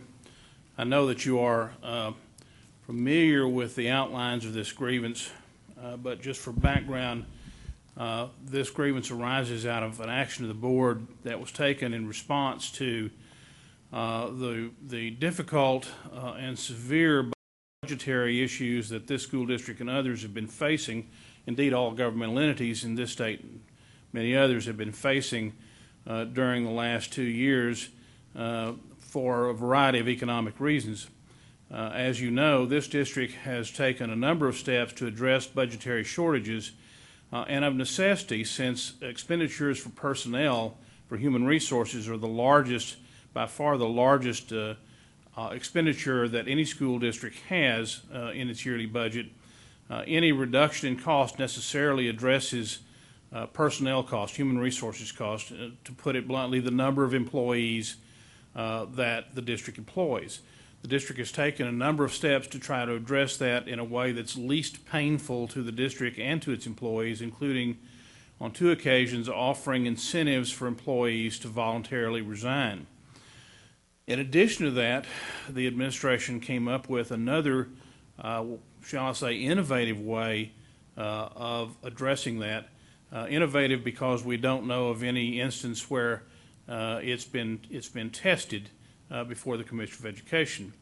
That is, the district, the administration realized that there were approximately 300, I think the number is 278, third-year probationary employees employed by the district. Now, under the laws of the state of Texas, the Education Code, when teachers, other professionals are on probationary contracts, then the district can end those contracts at the end of their contract year by simply finding that it's in the best interest that those contracts ought not to be renewed. That can happen routinely for 3 years. At the end of 3 years, the district is required to either give the employees a term or continuing contract, as the case may be, or to take some other action. Section of the Education Code allows the district, in cases where the board finds that it's doubtful that the third-year probationary employee should be given a term or continuing contract. If the board finds that it's doubtful that that should happen, then the board can extend to a 4th year of probation. And that's what happened here. Because of the financial issues that the board was facing, the board found that it was doubtful, not only in the current school year, but in the next school year. The board found that it was doubtful that they should give term contracts to these 278 third-year probationary employees. And why is that? What would cause that? Well, it's much more expensive and difficult to end the contract of a term contract employee. For probationary contract employees, you simply have to make a finding that it's in the best interest of the district to terminate that contract. For term contract employees, there must be a reason. There must be a good reason to end or non-renew the contract of term contract employees. It would be, and each of those employees is separately entitled to a due process hearing before the board or before independent hearing officer. So as you can imagine, if the board comes through this school year and at the end of the school year finds that it still is in the financial predicament that it believed it might be in April of last year when it took this step, last school year, then it could be required to offer as many as 278 hearings, all attended by attorneys, all time consuming for the board, either through the board or through an independent hearing officer. So it was doubtful, the board found, that it should offer term contracts to these employees. This was an alternative to simply terminating those contracts at that time and hiring in their place first-year employees who would not have this problem, and if the first year, if the financial circumstances extended into the following school year, the district could then again take action to terminate these probationary contracts at the end of the year without any extensive cost or difficulty. As a result, UEA filed a grievance.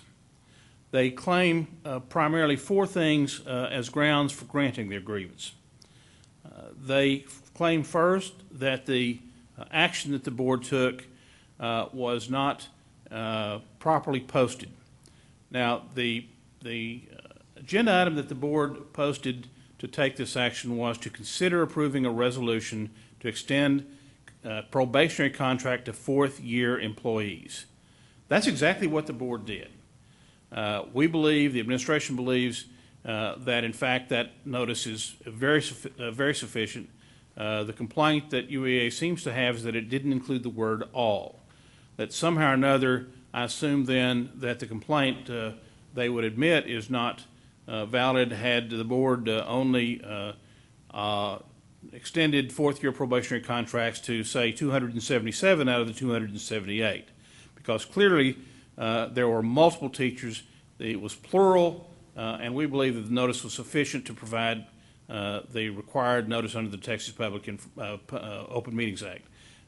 You're not required to provide individual notice to individuals who might be affected by the action. You're not required to detail all the consequences that might flow from your action. You're only required to give the public a general notice of the topic which is under discussion. Second concern that UEA raises in their grievance is that under Section 21.102 of the Education Code, which is the section that the administration is using to take this action, that finding doubt because of financial reasons is simply not permissible. They can't cite you to anything in the wording of that statute that says that.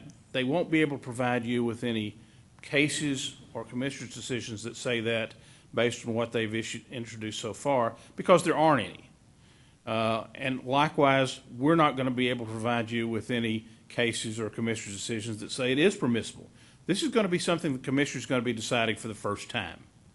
But we believe there's a reasonable basis for it, and we believe there's no reasonable basis for saying that at this point that it can't be done. Thirdly, the grievance have pointed to board policy DFF local, which is the board's reduction in force policy. The board's, the grievance have said in their grievance, that's the basis, that's how you decide to terminate people for financial reasons. That's how you get rid of people, get rid of contracts. If you have too many contracts, if you need to cut down on programs or make changes. Well, that's true. It is a way. But there's nothing in board policy DFF local that requires or says that it's the only way in which you can reduce the number of employees that you have. It is one way, and it does not purport to be exclusive. We know that you can non-renew contracts. We know that you can terminate probationary employees. We know that you can offer resignation incentives. We know all of those things are also permissible items for the board, permissible methods for the board to use to reduce the number of employees that it has on the payroll. Finally, the grievance have said in their grievances that the board is stopped from offering probationary contracts to these fourth-year employees. The doctrine of estoppel is not easy to explain. It's not even easy to understand. But I will say this. Essentially what it amounts to is a claim that some subordinate to the board made a false promise based on a false fact that the affected employees relied on that false promise, and that therefore the district should be stopped or prevented from acting on that so-called false promise or false representation. Well, the problem is that the so-called false representation that UEA identifies in its grievance papers is the very fact, or excuse me, the very belief that Section 21.102 of the Education Code allows the district to do what it did. That's not a matter of fact. That's a question of law. You can't be stopped on a question of law. And further, it wasn't a subordinate. It wasn't Dr. Waddell. It wasn't Human Resources that took the action. It was the board itself. What they're suggesting to you is that the board can somehow stop itself, and I find that concept, it makes my head hurt, frankly. I would finally note that there are several documents that are included in the package that was just delivered to us today. They include new materials, and we urge you not to consider any of the new materials that were not previously submitted. Thank you, Mr. Gibbs. Board, are there any questions for Mr. Gibbs? Hearing none. Thank you. We're ready for UEA. Represent Mr. You have 15 minutes. Okay, I'm going to do the open. Cheryl Rauscher will do the primary case. Okay. Ladies and gentlemen, I want you to think back to the spring. The legislature was in session. Bills were being filed. Amendment after amendment after amendment was filed. None of us knew what school finance was going to look like. A handful of districts around the state made the same choice you did. We don't know what's going to happen, so let's move in this direction. Now, tonight, we want to try to do something very difficult. We want to try to change your mind. We want to ask you to listen to what we're presenting. We haven't had an opportunity to present our case until tonight. And I want you to listen to what we're saying. And if we can trip any one of the four arguments with you, I'm asking you to vote with us, to vote with the teachers. I'm going to present Ms. Rauscher. Please ask questions. You see, 10 minutes isn't enough time. 15 minutes isn't enough time. We're going to have to go through this very quickly. Madam President, members of the board, thank you so much for taking the time to listen to us this evening. Mr. Gibbs and I agree on one thing, and that is the argument of estoppel gives us both a headache. Therefore, I will not be addressing that argument at all tonight. You don't have to worry about that argument. We're not even going to be addressing that. However, there is one argument that he left out, and it is in the board's package that was presented for you. And if you turn to your employee complaint form, level 1, page 5 of 8, talks about performance of a teacher. We talked about the statute being the singular, and that is the fourth argument that I would like to address tonight, that the statute is written in the singular.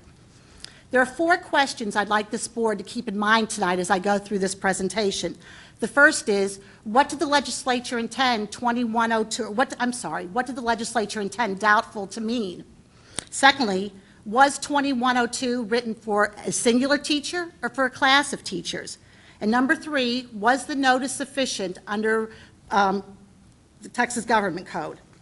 One of the reasons we're here tonight is there's 2 different interpretations on the Texas Education Code. The law says, could we turn to the next, go to the next slide, next slide.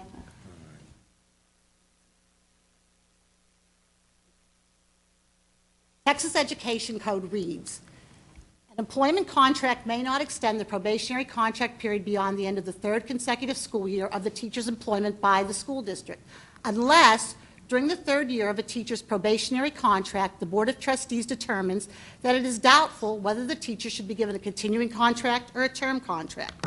That's great, but how do we interpret what that means? Well, the law directs us this way. Next slide, please.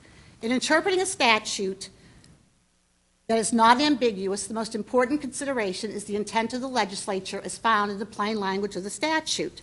Next slide, please. How do we determine intent? We look at the plain language of the statute, and we look at the legislative history of the statute. Next slide. Webster, let's take a step back. What seems to be in question is what is in doubt, or what does the word doubtful mean? Webster says doubtful means giving rise to doubt or open to question. Therefore, we need to determine what is in doubt or open to question. I'm sorry. Lewisville ISD, in their resolution of the Board of Trustees, asserts that it is doubtful that third-year probationary teachers should receive a term or continuing contract because of future financial funding of the district. Is that what this board believes the legislator meant by the word doubtful, doubt in the future financial funding of the district? UEA reasons that the legislature intended that if there was doubt that a particular teacher should receive a term or continuing contract, it was because of the performance or qualifications of that specific teacher. You can tell that if you look at the language, the statutory language. It's framed as you have to. Nope, skip that slide. Okay, skip that slide there. If you go to the 1969, the original version of the code, it's very clear. It says a particular teacher should be given a contract. Not all the teachers, not any teachers, a particular teacher. The legislature was very clear in its intent that this law was made for a particular teacher, not every teacher as a group or a class. Let's look at the Texas Government Code. Texas Government Code. Okay. Lewisville ISD is a governmental body under the Texas Government Code. Therefore, the Open Meetings Act applies. This act is based on the theory that the workings of government should be open to public scrutiny and not hidden or disguised. The Texas Open Meetings Act requires the public be notified on the subject matter of the meeting. The notice should be specific and disclose the subjects to be considered at the upcoming meeting. Lewisville ISD may argue that teachers were given notice prior to the April 18th meeting. However, notice under the Texas Open Meeting Act is notice for the public at large, and the specificity depends on public interest. Let me repeat that for you. Notice under the Texas Open Meeting Act is notice for the public at large, and the specificity depends on public interest. On the screen is a copy of the notice that was given by Lewisville ISD. As you can see, it just lists action items to be discussed in closed session. I'm sorry, I can't read up close or far with my glasses, so consider a resolution approving the offer of fourth-year probationary contracts for teacher. That was the only thing published on the agenda. Next slide. This notice was insufficient because, number one, the public interest is very great. As Mr. Gibbs said, this is the first time this case is going to be tested. Teachers and teachers associations statewide will be watching to see the results of this case. Mr. Gibbs himself brought up the fact that there was over 275 teachers affected by this decision, so there was quite a few people affected by this decision. With all the attention on teacher cutbacks, budget shortfalls, and teacher shortages, it's been in the forefront of the media. This was a matter of public interest.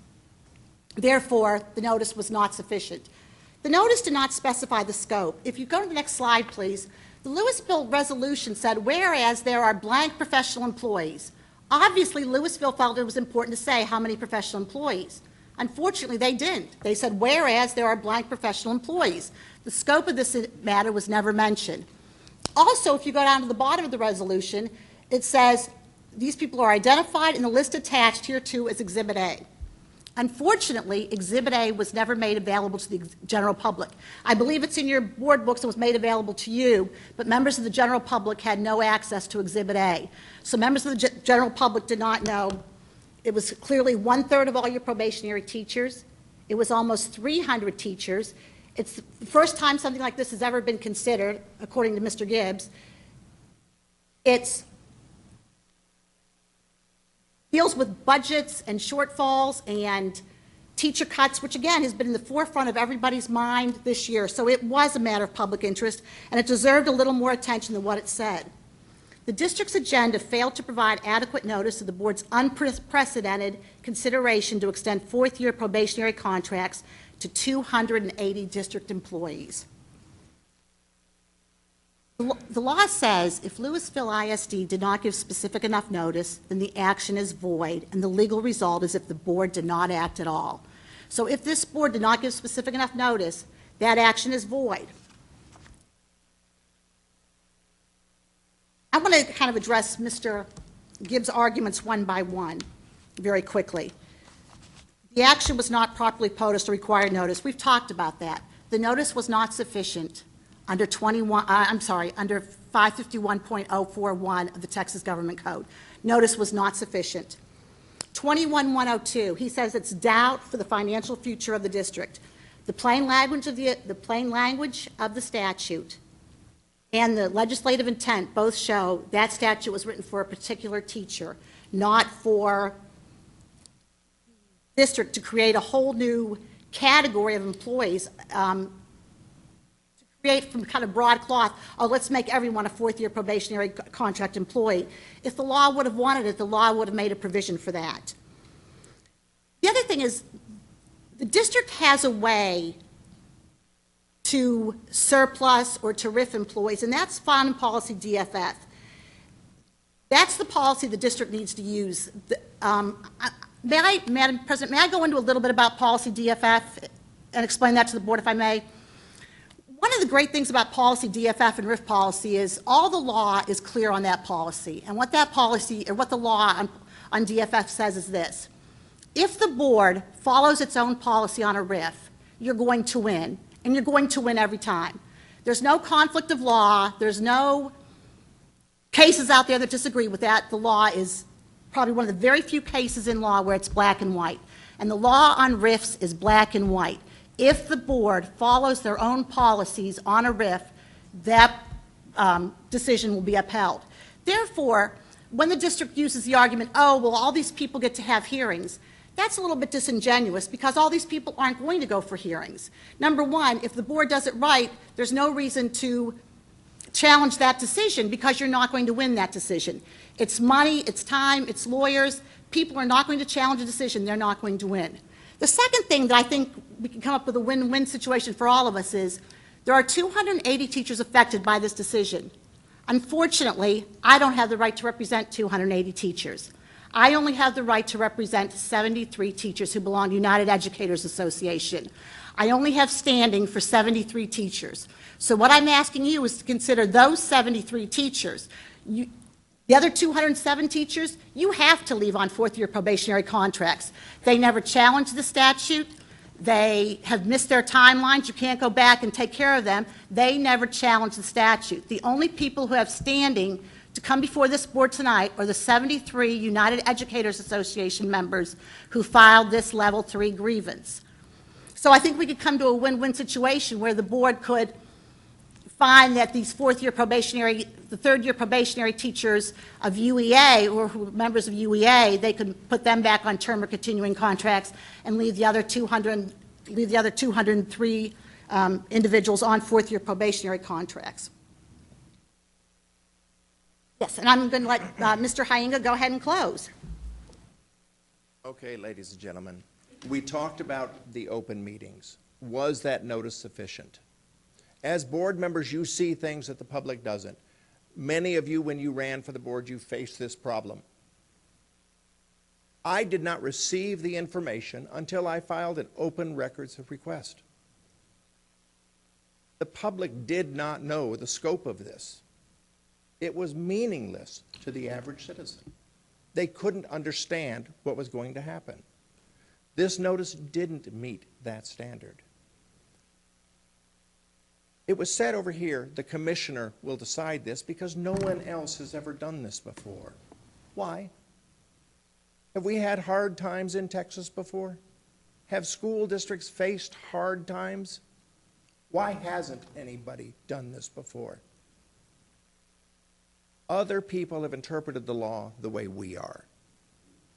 Now, ladies and gentlemen, other school districts in this legislative session went down this path, and they turned around. I'm asking you tonight to look and go through this, ask questions. These are people's lives we're talking about. Did these employees deserve to have a fourth-year contract? We've shown that the law is based on the individual, not the class. These people have served you well and will in the future. What did they deserve? Does this really save a nickel? As we pointed out, DFF, if you follow these policies, this is why you're going, this is what you're going to do, there's no room to go through this process. They will lose every time if you follow the policy, and you will. This step was a needless step. We were in the heat of the battle. We didn't know where we were at. Have you ever wondered why the architects built this section over here in the room? Most nights it sits here empty, year after year after year. Who typically would sit over there? The board's council. When you go to neighboring school district, the school board has a set of attorneys that represent them, not the district. You guys don't have someone to ask. So you're operating on partial information and one set of opinions. Tonight, please, for our teachers, grant us our request. We've left the district room to operate on purpose. We filed this grievance at the last hour of the last day so the other associations couldn't piggyback on. We're willing to give you room to operate. We get it's hard times. But we also have an obligation to our teachers. We want to stand and defend this. You can give us ours, and you can keep yours. If you don't give it to us, what's next? You heard it from council. We're going to the commissioner. Who decides cases on open meetings? We're going there too. Or we can put it away tonight. Ladies and gentlemen, we know what the financial situation is now. We know the policies we have to look at now. We believe we've proved that the public notice wasn't sufficient. We believe we proved to you that the law was meant for the individual, not the class. We've shown you this. Do the right thing by our teachers. Thank you.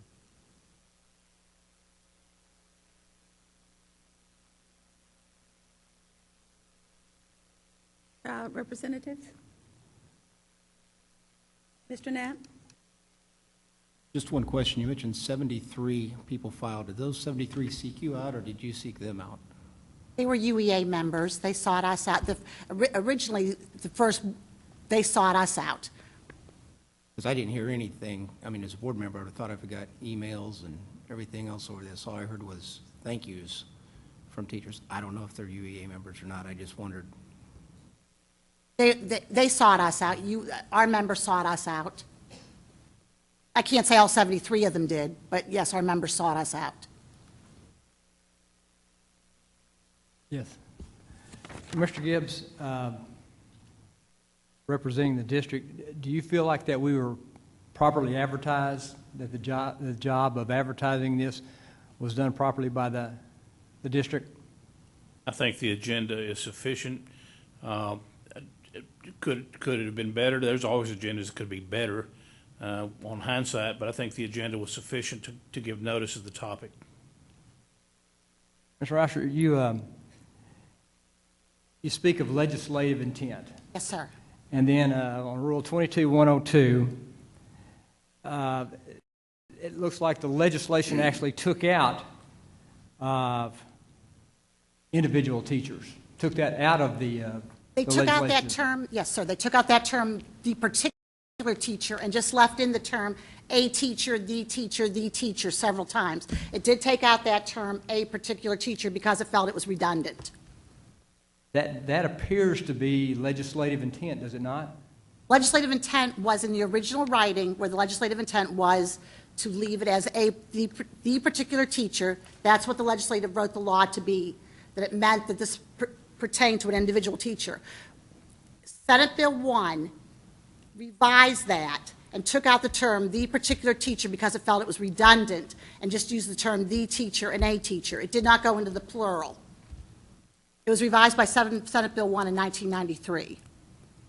I would agree with both of you that this doesn't seem to have enough time to make an informed decision. But it appears to me, and tell me where I'm wrong here, I wasn't on that board, but it appears to me that what they did was a humane and benevolent gesture to allow teachers, instead of just saying, we're going to cut you all loose and bring back what we can use, it seems like the gesture was one of in the best interest of the teachers. I think we're looking at two different things. Nobody is denying that it was a very difficult decision to make, and it probably was a kind thing to do. But what we're arguing here is, was it the legal thing to do? Was it the legal thing to do? And no, it was not the legal way to do it. The legal way to do it was put the teachers on a fourth year, put the teachers on a term or continuing contract, then go to your board policy DFF. Yes, it was a very humane thing to do. I think I compliment the board for doing that. But unfortunately, the law doesn't allow us to do that. The law says this is the way you should have done it.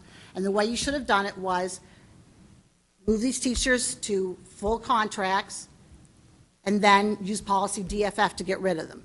Or you could have taken each teacher individually and voted on that teacher. Yes, let's put them on a fourth-year contract. Yes, let's put them on a fourth-year contract. But you couldn't take that teacher as a class or a group. And if you took that teacher as a class or a group, then you would have been violating the Texas Open Meetings Act, because it says when you're dealing with a class or group of people, you must do that in open session. The board met in closed session to discuss this. Therefore, they had to take these people as individuals. And I'm sorry, was that Mr. McDaniel that asked that question? I'm hidden over here behind the lectern and I can't see you. To answer your question, too, the decision made in April was actually not one that affected the 2011-2012 school budget. It actually just delayed the decision until next spring when you're looking at these fourth-year probationary teachers on eliminating their contract in spring of 2012. There were other school districts mentioned, and I'll say the name of one of them. Everman ISD was in a dire straits financial situation and looked at extending the third-year probationary teachers to a fourth-year probationary contract. The board took action. UEA filed a grievance, and then real quickly, the very next day, the superintendent recognized this is a fight that the district really didn't want to go down that path because their decision did delay into the next school year. It wasn't going to affect 2011, 2012. You were going to have these 278 teachers for this year no matter what because you offered them the contract again in April. So Everman ISD reversed decision. San Antonio ISD reversed their position as well. So you can see school districts went down this path not knowing what the funding level was going to look like, but as a clearer picture has come about, school boards and school districts have started to reverse their decisions. So I understand what you know, the thought process. This is a humane way of saving jobs, and yes, it absolutely is. You ask any of these 278 teachers, they're grateful to have a job, but they've worked hard for Lewisville ISD to earn the term or continuing contract. You will have other options in the spring, if necessary, to look at personnel cost. It's just unfortunate that LISD chose this path and not alternatives. Any other questions? If there are no more questions, the Level 3 hearing presentation is ended. We will now proceed with board deliberation as to the appeal. Do any board members wish to deliberate this matter in closed session or confer with our legal counsel? Hearing none. I move that that the grievance of UEA be denied.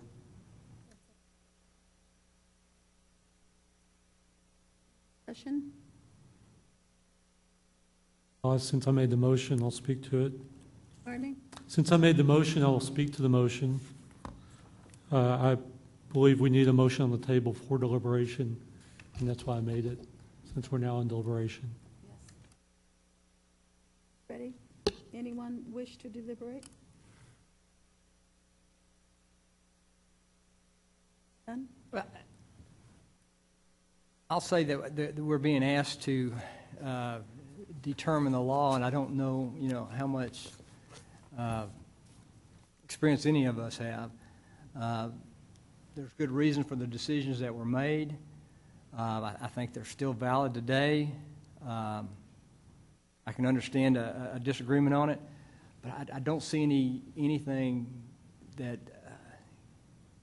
makes it imperative to change what the board decided back a year ago.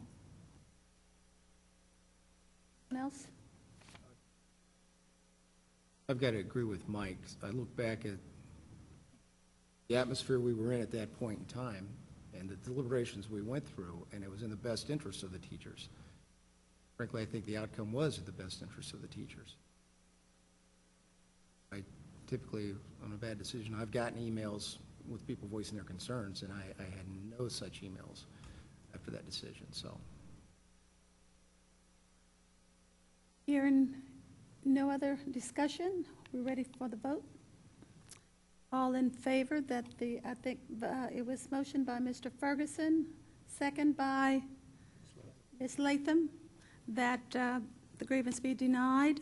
All in favor? It is unanimous. Thank you very much. We're now adjourned.